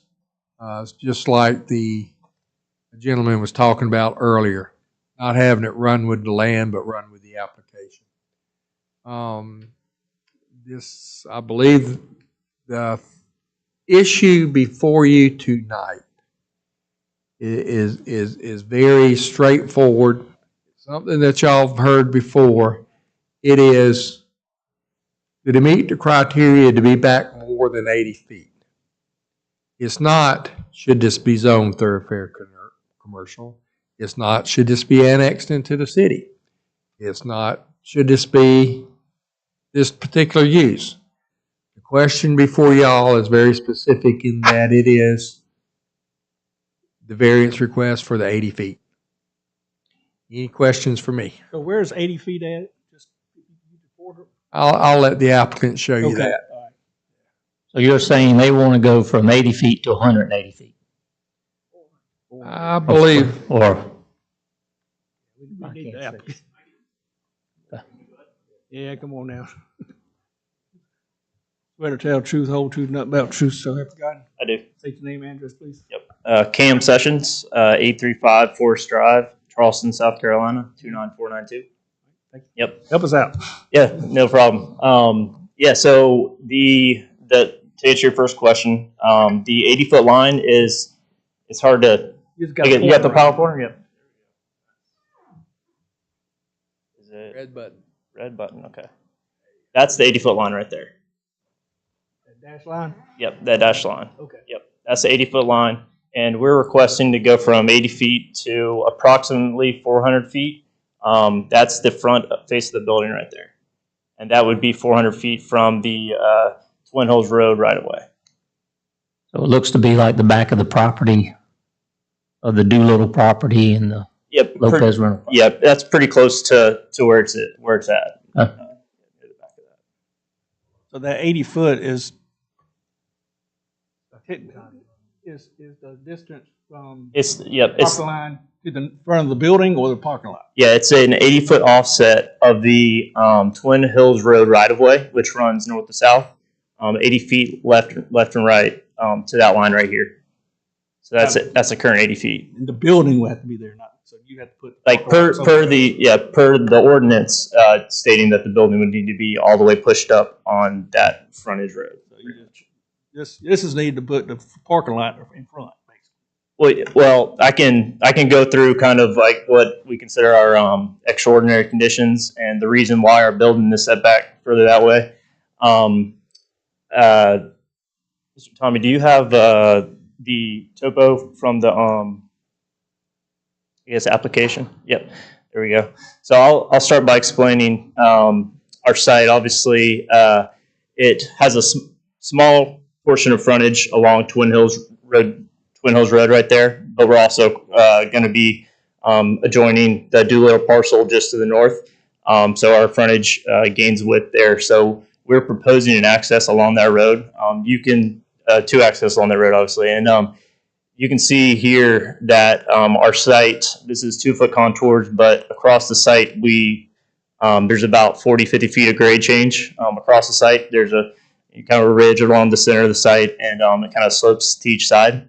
You can also see that our parcel has a unique geometry shape. It's a large parcel, but it is along the Laurel Lakes Drive frontage. And then, if you don't mind, Mr. Tommy, going to back to the site plan, that'd be great. Yep. Another, hardship on our site is the Dominion power easement that's been there since around the 50s, I believe. That spans across our site and obviously limits, our developable area into that. We've been in coordination with Dominion Energy on the potential, encroachments we can have in their easement, and that, along with the minimum driveway slopes to get into our site, and also the topography, that all kind of combine together to place our building where it's at now. So it's also important to note for Southeastern Freight Line facility, the parking in the front of the building is a safety reason. We don't want, pedestrian traffic walking to be back where the truck movements are at. So it's placed up there for a reason, and that's why it's there. So I just wanted to mention all that. I'm here to answer any questions you may have. So during the construction, I guess there would be some type of erosion control plan and all. Oh, yeah, for sure. Down, where. Yep. Yeah, no, for sure. We're going to meet, SCD HEC standards and also City of North Augusta standards when it comes to, erosion control. And we'll have a erosion control plan that meets those standards. I'm just curious, are you moving your facility from 25 over to here? Yeah, that's correct. So the facility off of Edgefield Road right there, that will be being relocated to this spot here. With the setback going back, are you still planning on clear cutting all the trees in the front in the first 80 feet? Or I know you have to take partials, but are you still going to have a good bit because they look fairly mature? Yeah, so we will be obviously meeting the standards, City of North Augusta for buffer yards. So we'll definitely have to meet those standards.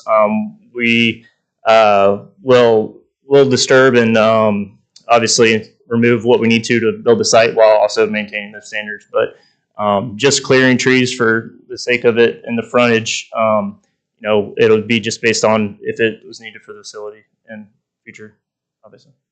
Okay, thank you.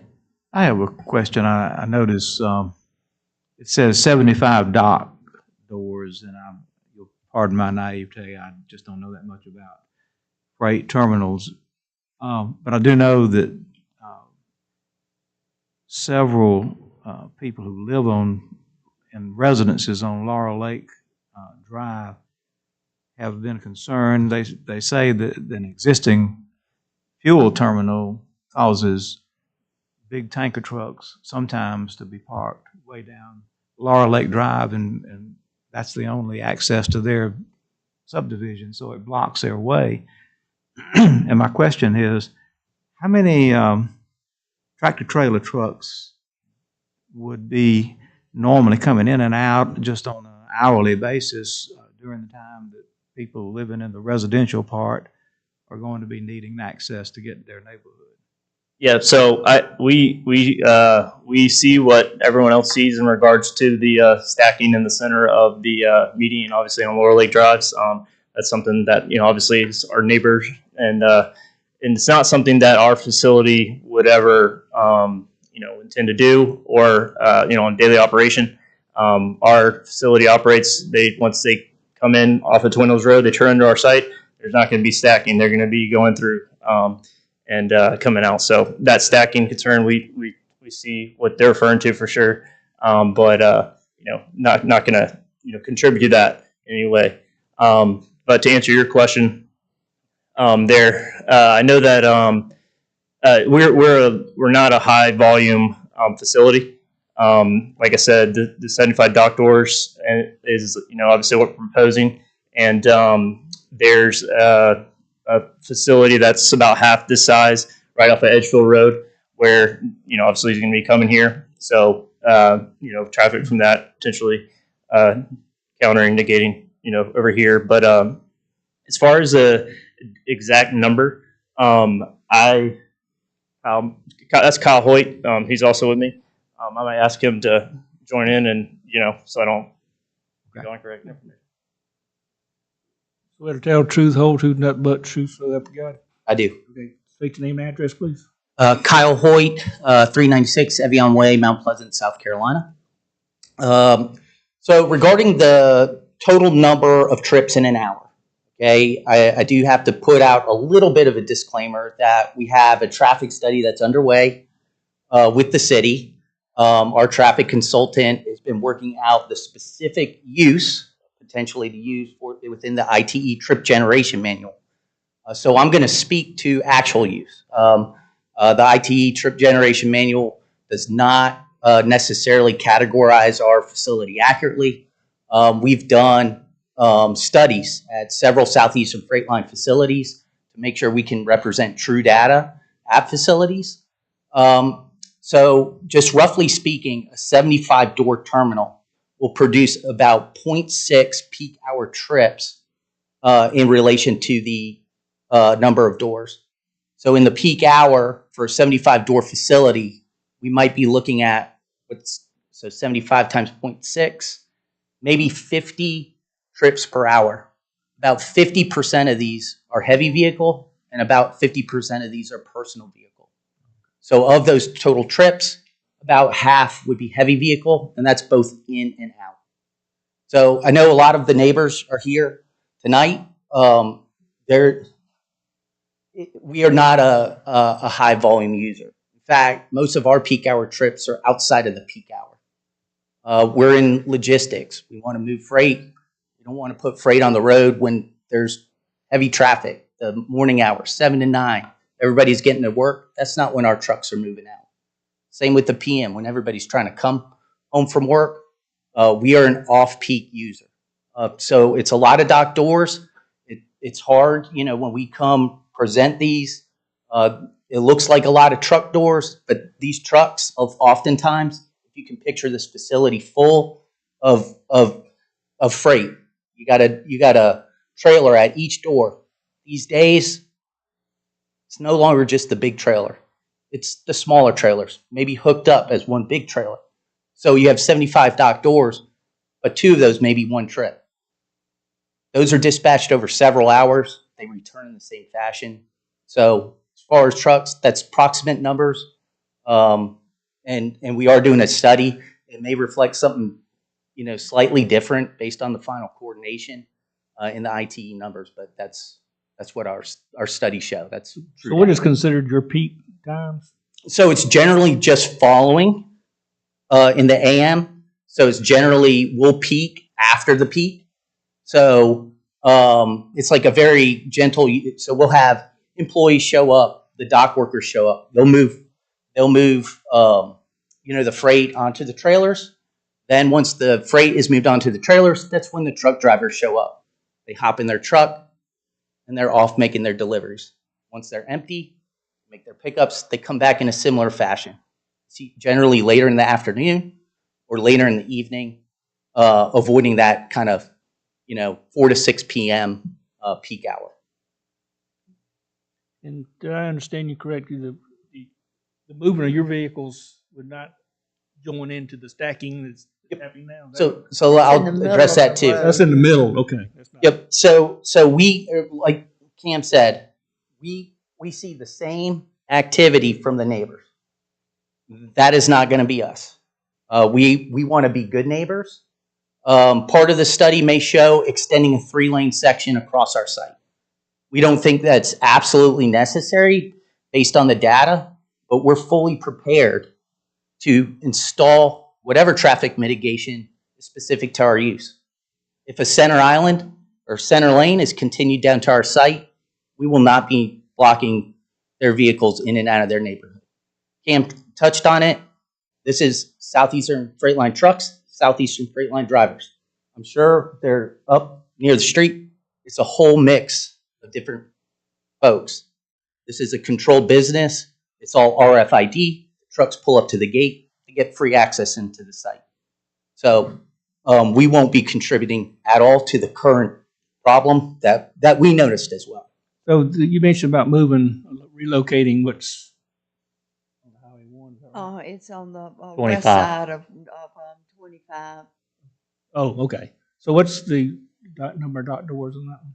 So I don't know exactly what it is. I think it's like 40 or 50. But that's seen it's full. We need a larger facility. You look at 75 doors now. We build these facilities not for the current demand, but the future growth. So when we move into this facility, we're not going to be operating full tilt. There's growth built in. Your traffic study accounts for that growth? Yes, absolutely. I have a question on your facility at 25. Do y'all have a back access? Or is it all out on 25? Because I'm out that way a lot. I rarely see trucks coming and going there. It's all off the main road. It is? Okay. Yeah, and I'm, Part of it is one solving one problem creates another, but we really kind of been working with the city. We view that as more of a commercial corridor. There is land to the back of that facility, but that is where we directly abut residential. We're trying to move the facility to a better location, and we do have neighbors further down Laurel Lake, but this is a better location for us. We think it's a better location for the city.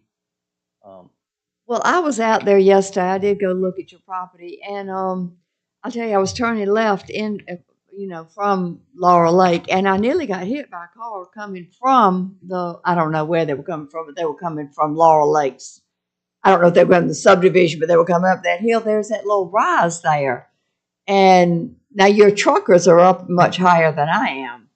But that concerned me yesterday because I didn't see anybody coming. I had my turn signal on and I went to turn left, and all of a sudden there was a car there. And that concerned me for y'all's trucks. I mean, because I could get out of the way. Your big truck is another story. Yeah, so our access is being fully vetted with the city. Department of Transportation will be involved. Sure. Site distance, I don't know. That will all be satisfied and verified to be adequate. I got a question. I was going, Tommy, if we grant this, pushing of the back, it's still planning commission and the department's decision to whether they can come or not. Correct. One is it will go to city. Next thing it does is it goes to the planning commission. Well, excuse me, it's already been to the planning commission and they've recommended to city council that it be annexed. It has to go to city council. They'll have 2 readings and they'll have to approve annexation. Then they'll do the engineered site plan. Site plan will be submitted to the planning department and reviewed by all the various departments. And then it'll go to planning commission for approval. So we're just, like I said, once again, we're just moving the building back. You're moving, your process is moving the building back and moving forward the engineering process. And it's still got to go through approval through the city. So yes, sir. We're not granting approval here. You are not approving the site plan nor annexation. The nature of this business, I'm not familiar with it. Is there any issues with other sites with stormwater contaminants from? So I can't speak for everybody in the industry, but what I can speak to is for Southeastern Freight Line. If you do a little bit of research about Southeastern Freight Line, you'll find out what a great company they are. They're a tremendous organization that we're blessed to represent. So there is someone dedicated at Southeastern that goes around and inspects all of their facilities. This facility should be covered by an industrial stormwater permit, which subjects us to inspections and regulations by the state. There will be someone at Southeastern ensuring compliance with that permit, as well as during construction for erosion sediment control. We want to be respectful of Laurel Lake. We hold our teams to a high standard, and as speaking for Southeastern, that will be something that is closely monitored and taken care of. Anybody else? I'm good. Thank you. Thank you. Does anybody from the public want to speak for or against? It sounds like it's already just a quick question. Well, come down here. Come down here. Come on. Come on down. Okay. Wait. Got one. Better tell the truth, whole truth, nothing but the truth, self God. Yes, sir. Paul Smock. I live at 106 Sourwood Drive. It sounds like it's already a done deal, correct? We're not here to do, we thought we were here to protest the company coming in, correct? Not just where they're going to put their building. Why weren't we, questioned about that? It's just, you guys can just put in this big facility? without, you know. Zone that way. Well, right now it's not in city. One is city council will be the decider as to whether or not it comes into the city and is annexed thoroughfare commercial or not this board. It'll be city council at their next city council meeting and then the following meeting. That is where complaints about it being annexed should be addressed. Then if it is annexed thoroughfare commercial, this is an allowed use that would be allowed in that zoning district. I don't know about the UD district in the county, but it may very well be an allowed use by the county. If somebody, as I tell people sometimes, if the ordinance allows you to do something with your property and you comply with all the rules and regulations, then you're allowed to do that. And that is what's going on here. Now, if they turn down this variance application, that'd probably kill the project.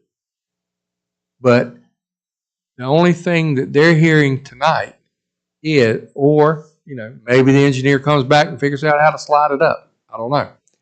But the only thing that they decide is whether to allow the building to move back more than 80 feet.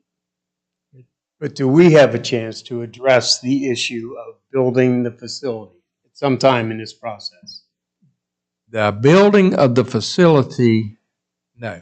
You can come to the planning commission and have your say.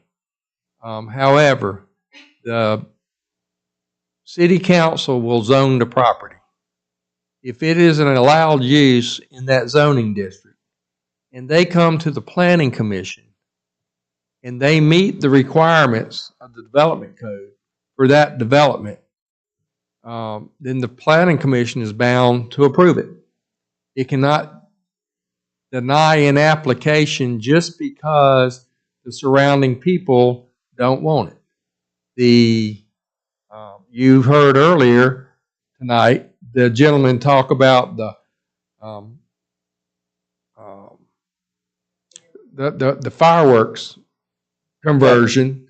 Well, the city lost a bunch of money on that one because they listened to the neighbors and the decision was overruled as being arbitrary and capricious. And so what the boards, the city, the planning commission has to do is to make sure that whatever standard, whatever decision they make is defendable if it's challenged in court. So when you say you can come and speak, But it won't do any good.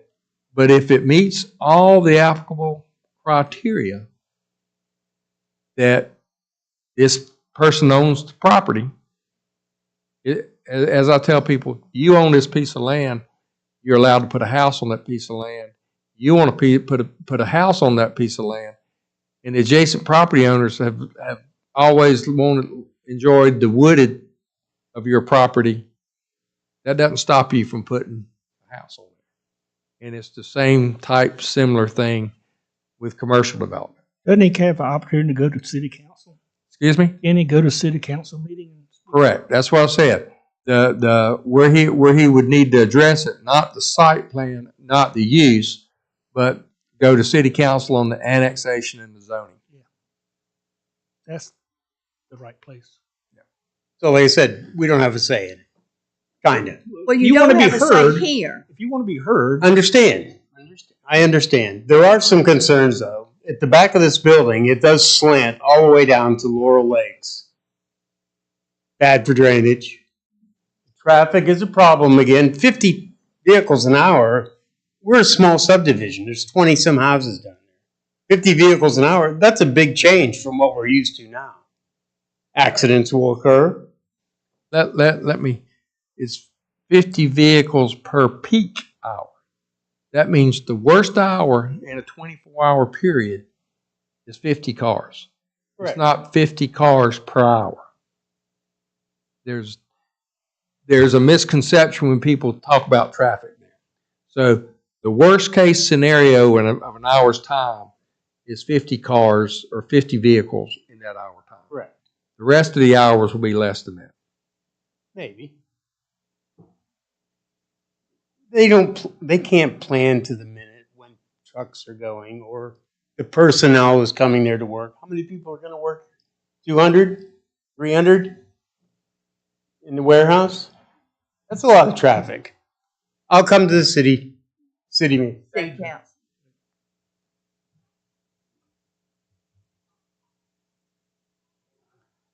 Swear to tell truth, whole truth, nothing but truth, so help you God. Yes, sir. Thank you. State your name and address, please. I am Dr. Barry M. Goldman. I'm a 30-year resident of Laurel Lakes Estates.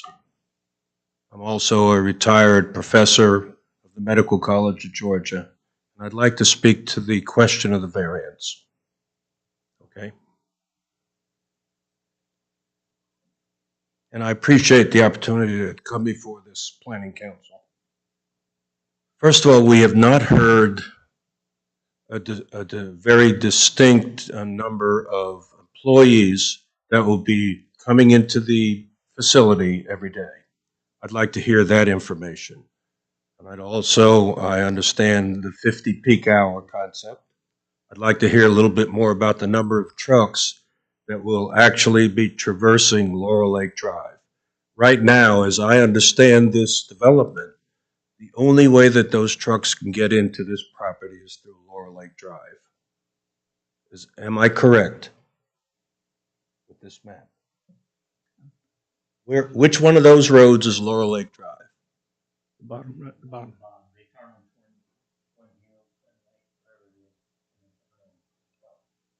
So another thing that has not yet been disclosed to us relative to the variance is that they have not actually described in detail the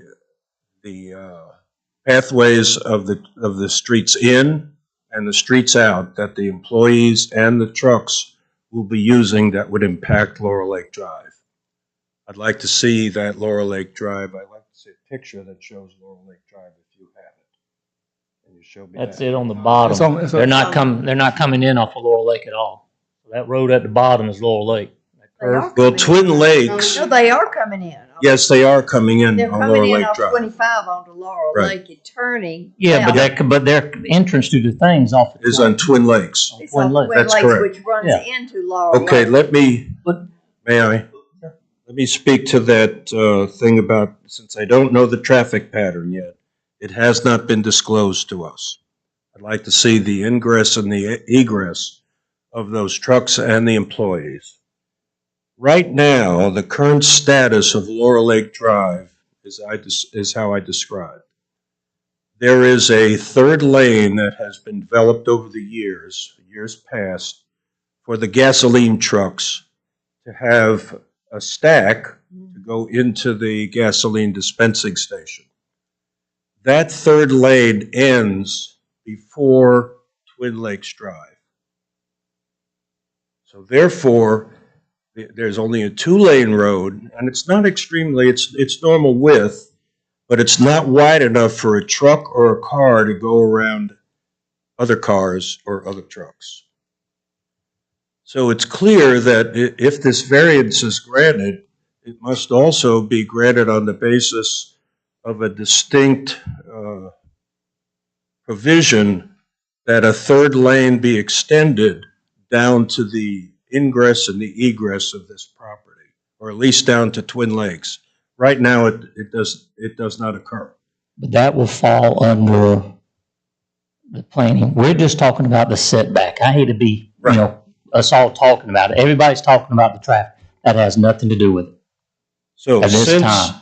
So I understand, I understand, but we will not go back and meet with the planning commission. We do not go back. They see our report that it can be set back 400 feet.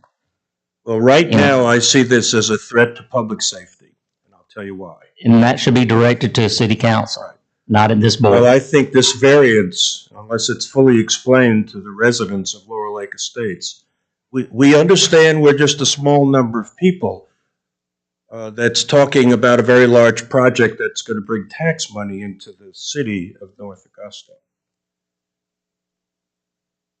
I think this will create an impediment and a traffic hazard to the residents of Laurel Lake Drive that come in and out every day, many of whom go to work and come back at the after work hours, many who come and traverse during the hours.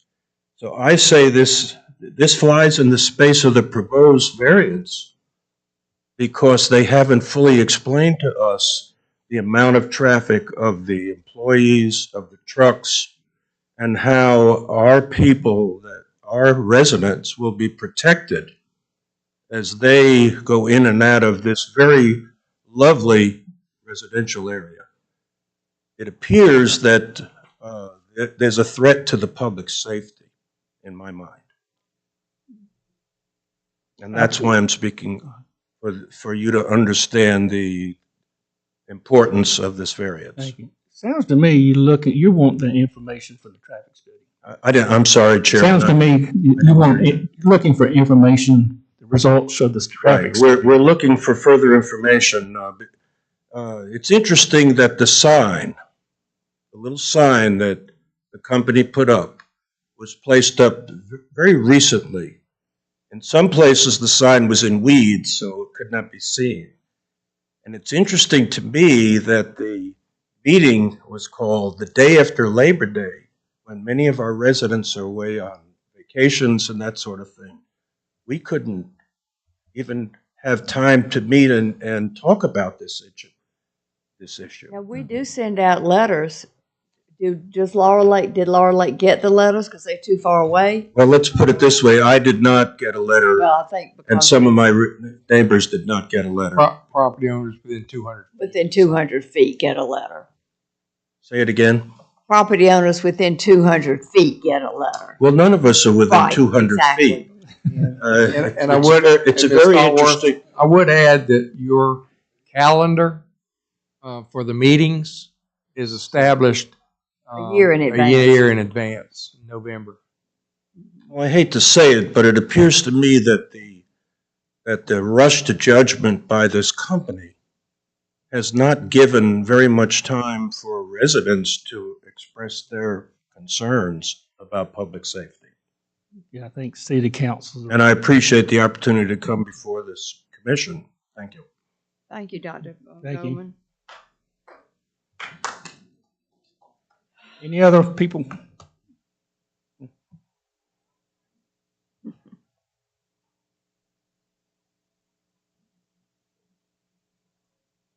You swear to tell the truth, whole truth, nothing but truth, so help you God? I do. State your Doug name. Schrull, 107 Black Hole Drive, in Lower Lakes Estates.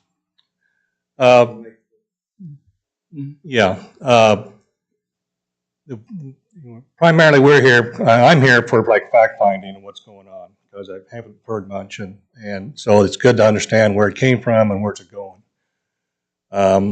The one thing that was mentioned previously is I'd like to see the plot map against where the lakes are, the ponds. Everything runs downhill to the ponds, and we've put considerable money in our pond over the last several years to maintain quality, water quality, silt, remove silt, all that over the last 20, 30 years. I'm sure some of you have done a lot more than us, but we had to put a new spillway in, we had to put a new road in because of washouts and things, and because of other issues upstream from us, uphill. So that's my concern, and primarily our concern with the quality of the ponds, maintaining them, more cost to us. Yeah, you can say you're going to meet all DHEC and all these requirements, but when things happen, it's going to happen. And gravity is non-forgiving. We all know that. So, large rains during construction, things like that, it's going to fill these lakes up, or a major portion of them. I mean, I'm an engineer, and I'm battling with water all the time, so it's just one of those things I want to get on the record that I like to see the whole contour down to the lakes. I want to, maybe do some site visits or whatever, bring me out there and say, it's all downhill from here.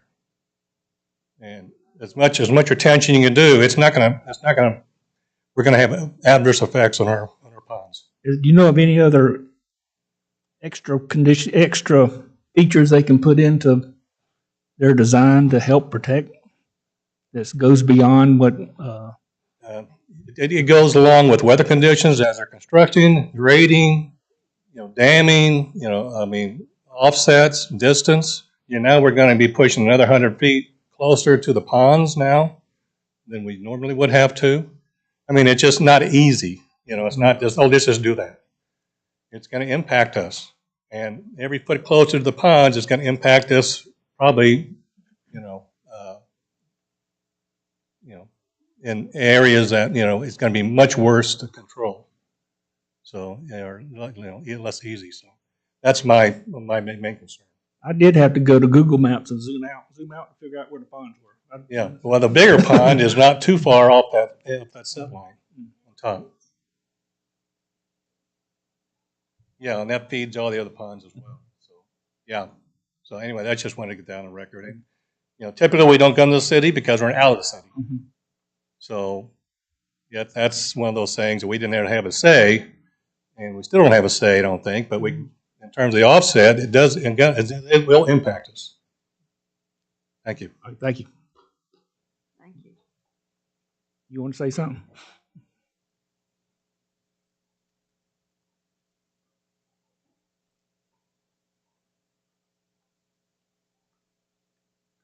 You swear to tell the truth, whole truth, nothing but truth, so help you God? I do. State your name and address, please. My name is Kim Smock. I live at 106 Sourwood Drive, North Augusta. I just had a question as to why somebody would want to be annexed into the city. No, nothing, wrong with the city, but doesn't that just mean more taxes? And why would this property want to be annexed into the city? I don't understand the benefits. They want to use city utilities. Okay. They would like to use city water. Okay, so it's city utilities. And they're contiguous to the city. And generally, whenever a property is contiguous to the city and wants to use city utilities, the city requires that they annex to receive those utilities. Okay, I thought, most people don't want to, no offense, want to be part of the city because then they'd have to pay city taxes. That's the part I didn't understand. Some do, some don't. It's an individual choice. But that is the reason that they're being annexed, is so that they can get city water. Okay. Did they get fire and police protection also? Yes, ma'am. All of the city services will come with that.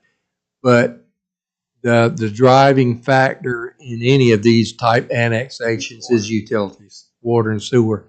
In this particular case, the sewer's not available, and they'll be coming in for the water. Okay, and also, both under, if they were within the city and also within the county, they could get this this TF, the certification so that they can be a freight. There's certain, some kind of certain qualification that they need. The TFC. TIA? Traffic, something commission, because of what they do. Now, it's actually not because of what they do, and it's not because of the number of trips that they generate. It's because they have two driveways is what's triggering the traffic impact analysis for this project. Okay. So it's not because they're not getting annexed into the city because the city's laws are less stringent than the county. Actually, it's probably just the opposite.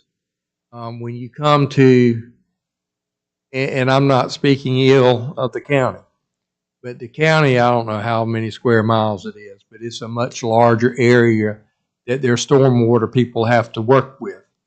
Here in the city, it's confined, and we've got people that's dedicated that go by and inspect those construction sites for stormwater compliance, for various aspects of that. We're out in the county, you you're not going to see them as often because they're just so spread out. So actually, typically, people look at the city of North Augusta as being more stringent than being constructed in the county. Okay, thank you. Anybody else? Okay. Does an applicant want to speak to anything, respond to anything? Okay.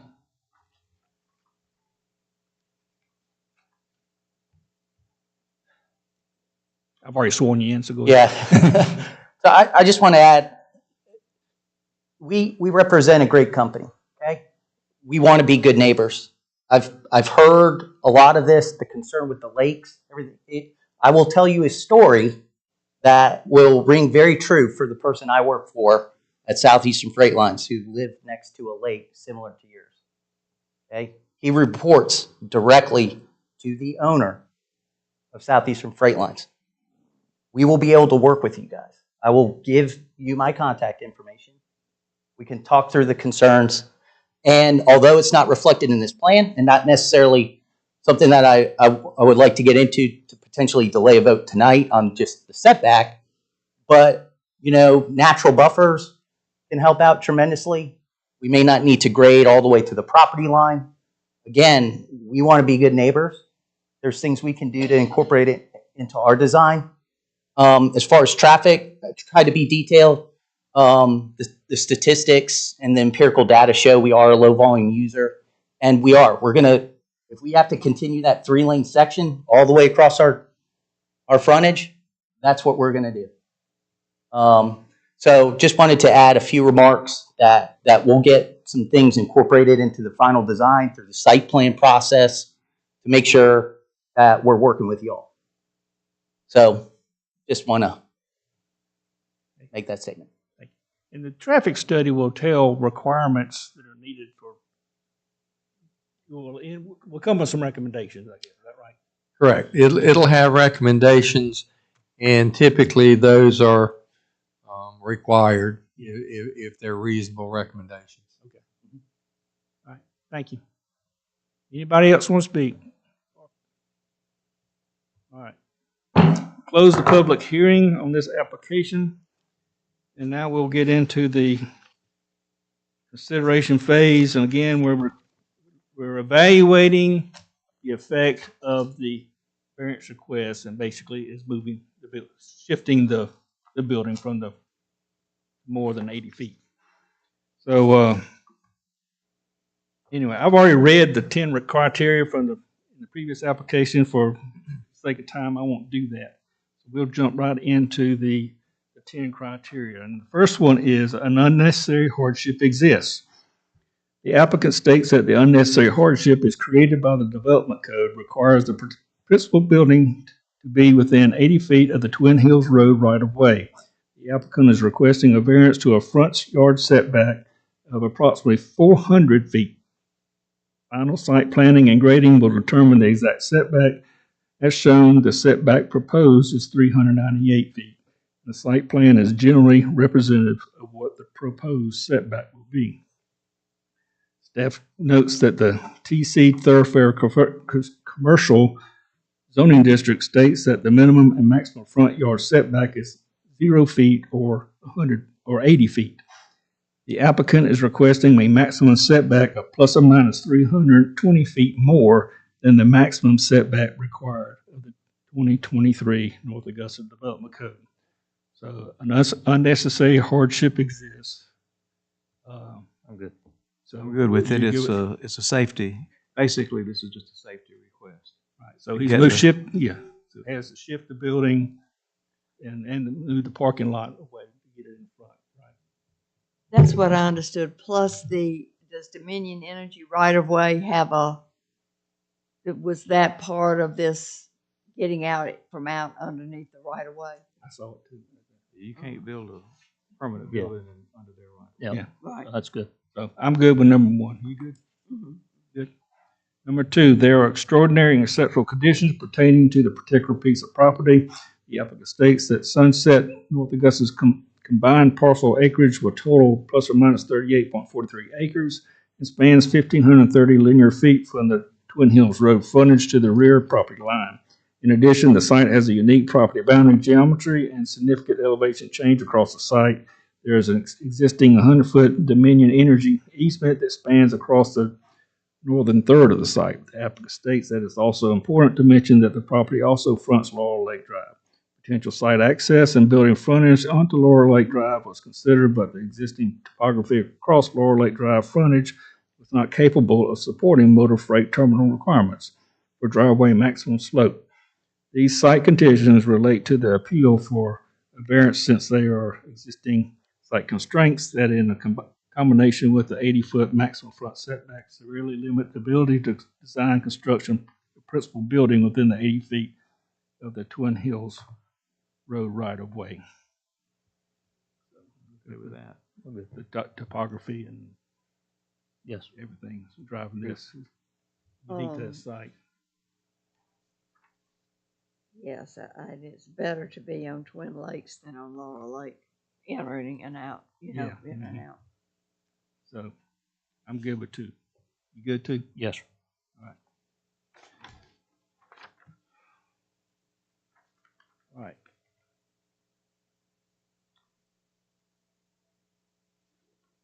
Number 3, the conditions do not generally apply to the property in the vicinity. The applicant states that these conditions do not generally apply to other properties in the area because the combination of property boundary, geometry, topography, and property size. Staff notes that the majority of surrounding properties are mostly industrial with planned development to the north of the Laurel Lake property.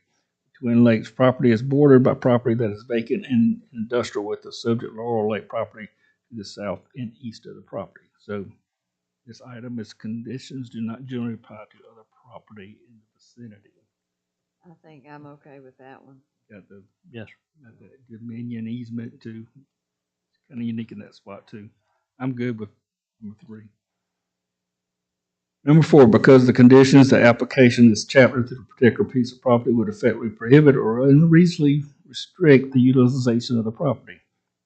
And the applicant states that the development code limiting the site to a maximum 80-foot front yard setback would require the principal building to be placed within 80 foot of the Twin Hills Road right-of-way.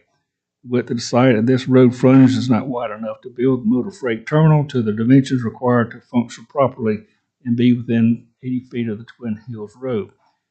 In addition, to utilize the site as a motor freight terminal, the location of the employee parking will need to be at the front of the site and separate from the truck yard to provide the minimum number of parking spots per the development code due to the site topography and property geometry and maintain a safe operation. Staff notes that the varying topography and the configuration of the property with the 100-foot utility easement at the northern portion of the property parking will not be feasible in the northern part of the parcel. So because of the conditions, applications chapter to the particular piece of property would prohibit or unreasonably restrict. Yeah. You good with that? Yes. Good. Yeah, I think that that power right away is causing a lot of this. Okay, I think we're good with 4 then. Number 5, the authorization of a variance will not be a substantial detriment to adjacent property or to the public good, and the character of the district will not be harmed by the granting of the variance. Harm to the character of the district may include structures that are significantly out of scale, and the creation or potential for the creation of excessive noise, light, traffic, or incompatible late night activity. The applicant states that a variance being granted for the properties will allow for a primary building to be set back further from the existing Twin Hills Road right-of-way and provide more space between the primary building and the adjacent property owners. The extra distance between the existing right-of-way and property owners is only beneficial to the public good and character of the district and provides distance from daily activities that may take place on the site. It is important to note that without this variance, the site constraints described would not allow a motor freight terminal as desired to be built under the thoroughfare commercial requirements. Staff notes that proposed use does not impact the health or safety of the public. I I'm having some trouble with that one because, we've heard from neighbors who do think it will be a substantial detriment to the property owners. Now, I mean, I know that they're going, I mean, I don't know how we can hold them to do everything they say they're gonna do to make it not be a detriment. What can we do about that? Well, let me throw that in a different light. We're not here to decide whether the project itself is good or whether the project itself is going to affect the neighbors. But we are with number Well- 5. Well, yeah, but it's still, when you read number 5, you've got to read it only within the limitation of why they're coming to us. And the only reason they're coming to us is because under thoroughfare commercial, which if they get annexed, that's what they'll bring it in. That parking lot that you see up there will have to be in front, it will have to be in front of the building. Right. And they can't make anything work. So what we're doing is strictly conditional to what the planning commission decides, and what the city decides is whether they annex or not. And also, if you look at the plan, most of that property on the back side is owned by American Towers, LLC. It's not homeowners. It's not the homeowner, right? It's not the homeowners. It just is, it's worrisome to me, but if y'all are okay with it. Well, I mean, I think that language sounds worrisome, but again, we have to just look at it strictly with, the only thing we're doing is letting them flip-flop the parking lot, and that's a safety issue. And it's make more efficient And traffic around that. they couldn't do power lines. Couldn't do this layout. But that sends it closer to Laurel Lake subdivision. No. No, the parking lot's staying. Even if they put that building up there at the 80-foot park, the parking lot, let's just say worst case scenario, would be in the front and be in the back. More than likely, that building is still going to be in the same spot. In the same spot. Same amount of property Because of the used. topo and the, Right. yeah, so I'm good with 5. I'm good. So y'all good? Yes. Good. Kathy, you okay? I'm okay. All right, we're good with 5. Not applicable. 6 is signs, that's not applicable. 7, the Board of Zoning Appeals may not grant a variance, effect of which would be to allow the establishment of use not otherwise permitted in a zoning district. Commercial uses and associated accessory uses are permitted in the TC Thoroughfare Commercial Zoning District with the stated regulatory limits. B, to extend physically a non-conforming use of land. The variance does not extend a physically non-conforming use of land. And C, to change zoning district boundaries shown on the official zoning map. The application does not propose a change to the zoning district boundaries and is conditional to the annexation. I would just add there. So we're good with 7. 8, if the unnecessary hardship is self-imposed by the applicant, the variance should not be granted. The applicant states that the unnecessary hardship created by the City of North Augusta Development Code, Section 4.12-8, prohibits employee parking from being placed in front of the office building and unnecessarily restricts the development of the property as a Southeastern Freight Lines SEFL motor freight terminal. SEFL facilities have an office area positioned in front of a long and narrow cross dock. For safety and function reasons, the employee parking lot is separate from the freight operation and heavy truck movements, which requires employee parking to be placed in front of the facility. Employee parking cannot be placed on the side of the building where freight operations are occurring. Furthermore, the site's geometry and restrictions with the existing power easement do not provide sufficient width to even contemplate parking further away from the office on the side of the facility. On the side of the freight operation. The code requires the principal building to be within 80 feet of the Twin Hills Road right-of-way based on the 80-foot maximum front yard, which unnecessarily prohibits the utilization of the property for the use proposal. Staff notes that Section 8.4 of Article 8 parking states that required off-street parking must be provided, A, on the same parcel or within 600 feet of the principal use for which it is required as measured for the primary entrance of the principal use, and to the edge of the parking lot or drive aisle pavement or B, off-site in an area approved by the director as shared parking, or C, as otherwise approved by the director. The applicant states that the proposed parking will be in front of the principal building. That's a lot for number 8, but unnecessary hardship is self-imposed by the applicant. Variance should not be granted. So do we think this is self-imposed or not? Okay with it. I'm good with the explanation. I'm okay with that. Okay, so we're okay with number 8. Number 9, the fact that property may be utilized more properly should a variance be granted should not be considered grounds for a variance. Staff recognizes that should the variance be granted, the property would not operate more profitably. I think this is being requested based on efficiency and safety, more so than profit. Y'all good with that? Okay.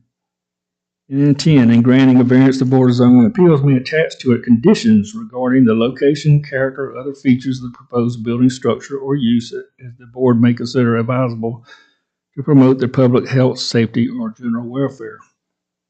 Should this application be approved, staff will recommend the following conditions. And there are 3 here.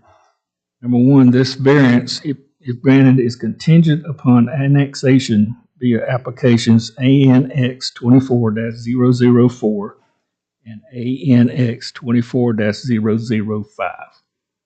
Number 2, the variance will only apply to this property and will not apply to any future development on the site should this plan not be developed. Number 3, the variance would require that the building footprint be constructed as conceptually shown in the exhibits. Are y'all okay with these, and do we need to add any more? Well, I just worry about. Protecting the lakes? Also, if you look at the plan, you see the other 200 feet behind the shaded gray? That's another 200-300 feet before it gets to the property line. And then that property line is owned by somebody else, which is probably another 200-300 feet further away from the property. Then if you look at the bottom thing where that creek comes by that they're working on, that's that little skinny tail that goes out to Laurel Lakes. I hate to say it, for the most part, they're pretty much abandoning that if you look at their site plan. They're going to fix up the creek, they'll maintain that, and they abandon that. So right now, you're only going to the shaded part. The rest of it's all future.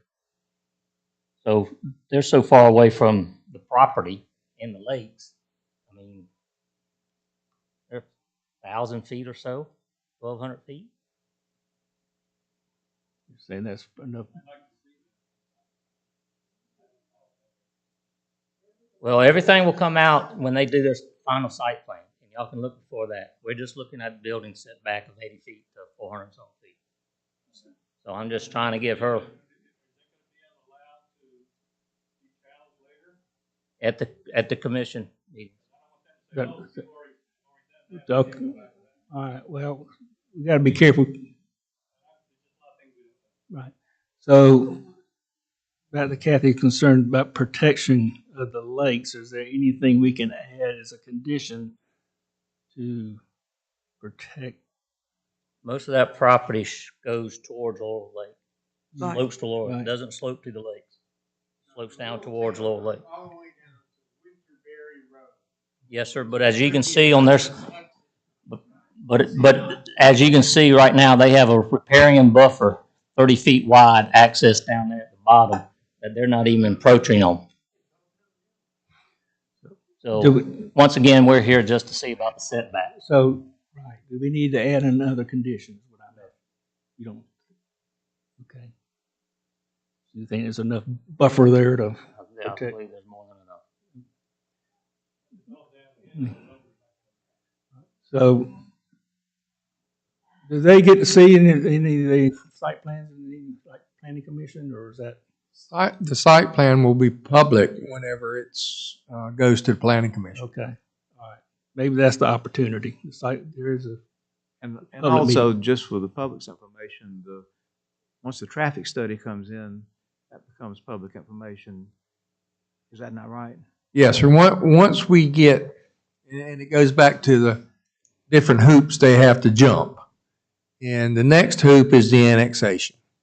If they're annexed and it's thoroughfare commercial, then the variance, if y'all approve that tonight, would tie in. Then they would do the engineering, and I don't know if the engineering is in process or not. Typically, developers wait until they get through those hoops, and then they'll engineer the project. With the engineered project, you will have the traffic impact analysis turned in. You'll have the parking plan, the landscape plan, the stormwater plan, the infrastructure plan. All of those engineered civil drawings will be submitted in that packet. And those, if they want to call and schedule an appointment to come look at them, we'll be glad to show them. We ask that they call ahead so we can have those plans pulled and have staff available. But it is public information once that is submitted. Now, for the public, the way it usually goes is we get a submittal. We review that submittal. 99 times out of 100, it doesn't pass that first submittal. And we have corrections, or what we call comments, that we send back to the engineer. The engineer reviews those comments. It may be somewhere where he's not meeting the code, or it may be, wait a minute, we want to know how you came up with this calculation, need more information on this, different things. The engineer redoes the plans to answer all of that and sends us a response back. That's a submission too. We don't take his word for it. No offense to the engineer in here. But then it goes back to a second review. And we review it again to see if all the corrections have been made. And once we get to the point where we're just about there, then we'll let it go to the Planning Commission. And it may take 2 or 3 of this back and forth before it's ready to go to the Planning Commission. And so we want a package that when it comes out of the Planning Commission, you know, it meets the criteria, and that it's something that they can approve, and that we know going forward that we can stamp, and it meets all the requirements. So, yes, back here, they could come look at the first submittal. But looking at the first submittal may significantly change before it gets over here and goes to the Planning Commission and we've worked out all of the issues. That's why it's called a plan review process. And we've got some staff here, our engineering department, our stormwater department. They take a hard look at the engineering side of things, just like we take a hard look at the planning. So, does that answer your question? So if they want to look at at the submittal, to say make sure something is incorporated in the design, or the big concern about this, they can contact you or the engineer, or who do they contact? Well, they could. I think the engineer has reached out with his contact, but they could certainly come in and review the plans, you know, make that appointment, come down and look at what's been submitted.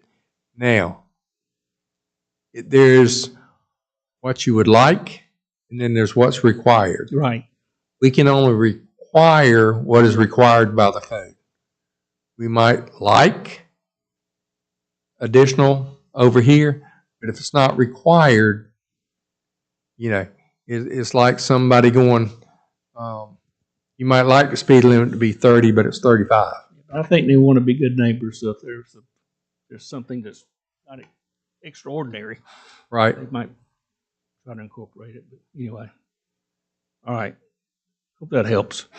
So anyway, we got 3 conditions. Item 10. I don't think we're going to add any more. Hopefully. So I'll make a motion. Okay. Make the motion that variance ZV 24-014, Sunset North Augusta, applicant Hoyt and Benelli, be approved with the following conditions.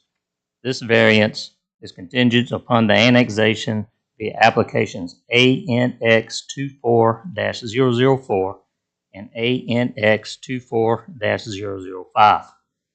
The variance will apply only to this property and will not apply to any future development on this site should this plan not be developed. And the variance would be required that the building footprint be constructed as contractually shown in the exhibits. We have a motion. Do we have a second? Second. Second. Any other discussion? All in favor, raise your hand. Unanimous. So that variance is approved. I would just like to make a comment, and I'm sorry Dr. Goldman left, but the Southeastern Freight doesn't put up the zoning signs. The city does. So if they were in the weeds, it's really weedy out there. I don't know how they could have put it anywhere else. So where was it there? Okay, so that concludes all our applications, and you said we need to talk about training? Yes, sir, Board? Mr. Chairman. We need to schedule our annual training. I've reached out to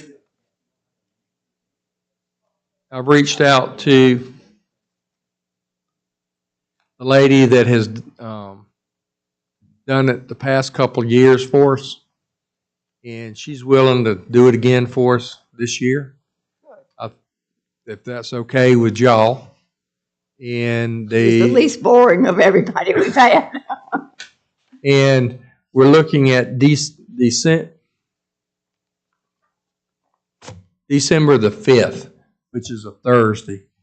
That will be the Thursday after Thanksgiving. I'm available that night. Okay. And I don't think Bill's going to be either. He doesn't know that yet. She knows something I don't know. The big donor reception for the people that have donated to the renovation of Nancy Carson Libraries that night. So what was the other option we talked about? Well, I can see if the planning commit get with the planning commission and see if we can do it maybe. Let me see here. Let me get back to my calendar. All right, so we could do it. Y'all have a meeting that Tuesday night. We could probably do it that Wednesday night if y'all wanted to do it then. That December 4th? That would be December the 4th. I'm good, yeah. It'll be choir practice that night. Yeah, I do, but I can come. Okay. You good, Jim? December 4th, Wednesday. Okay. Well, if you'll let me know, because this is, a one-shot night, get all 3 hours in, you'll have to get some training. Say what? Oh, yeah, I'm up too. Well, that I have nothing to do with. But it still shows Kevin is expired in 24. Where does it show that On at? the website. I noticed that too. We need to update the website.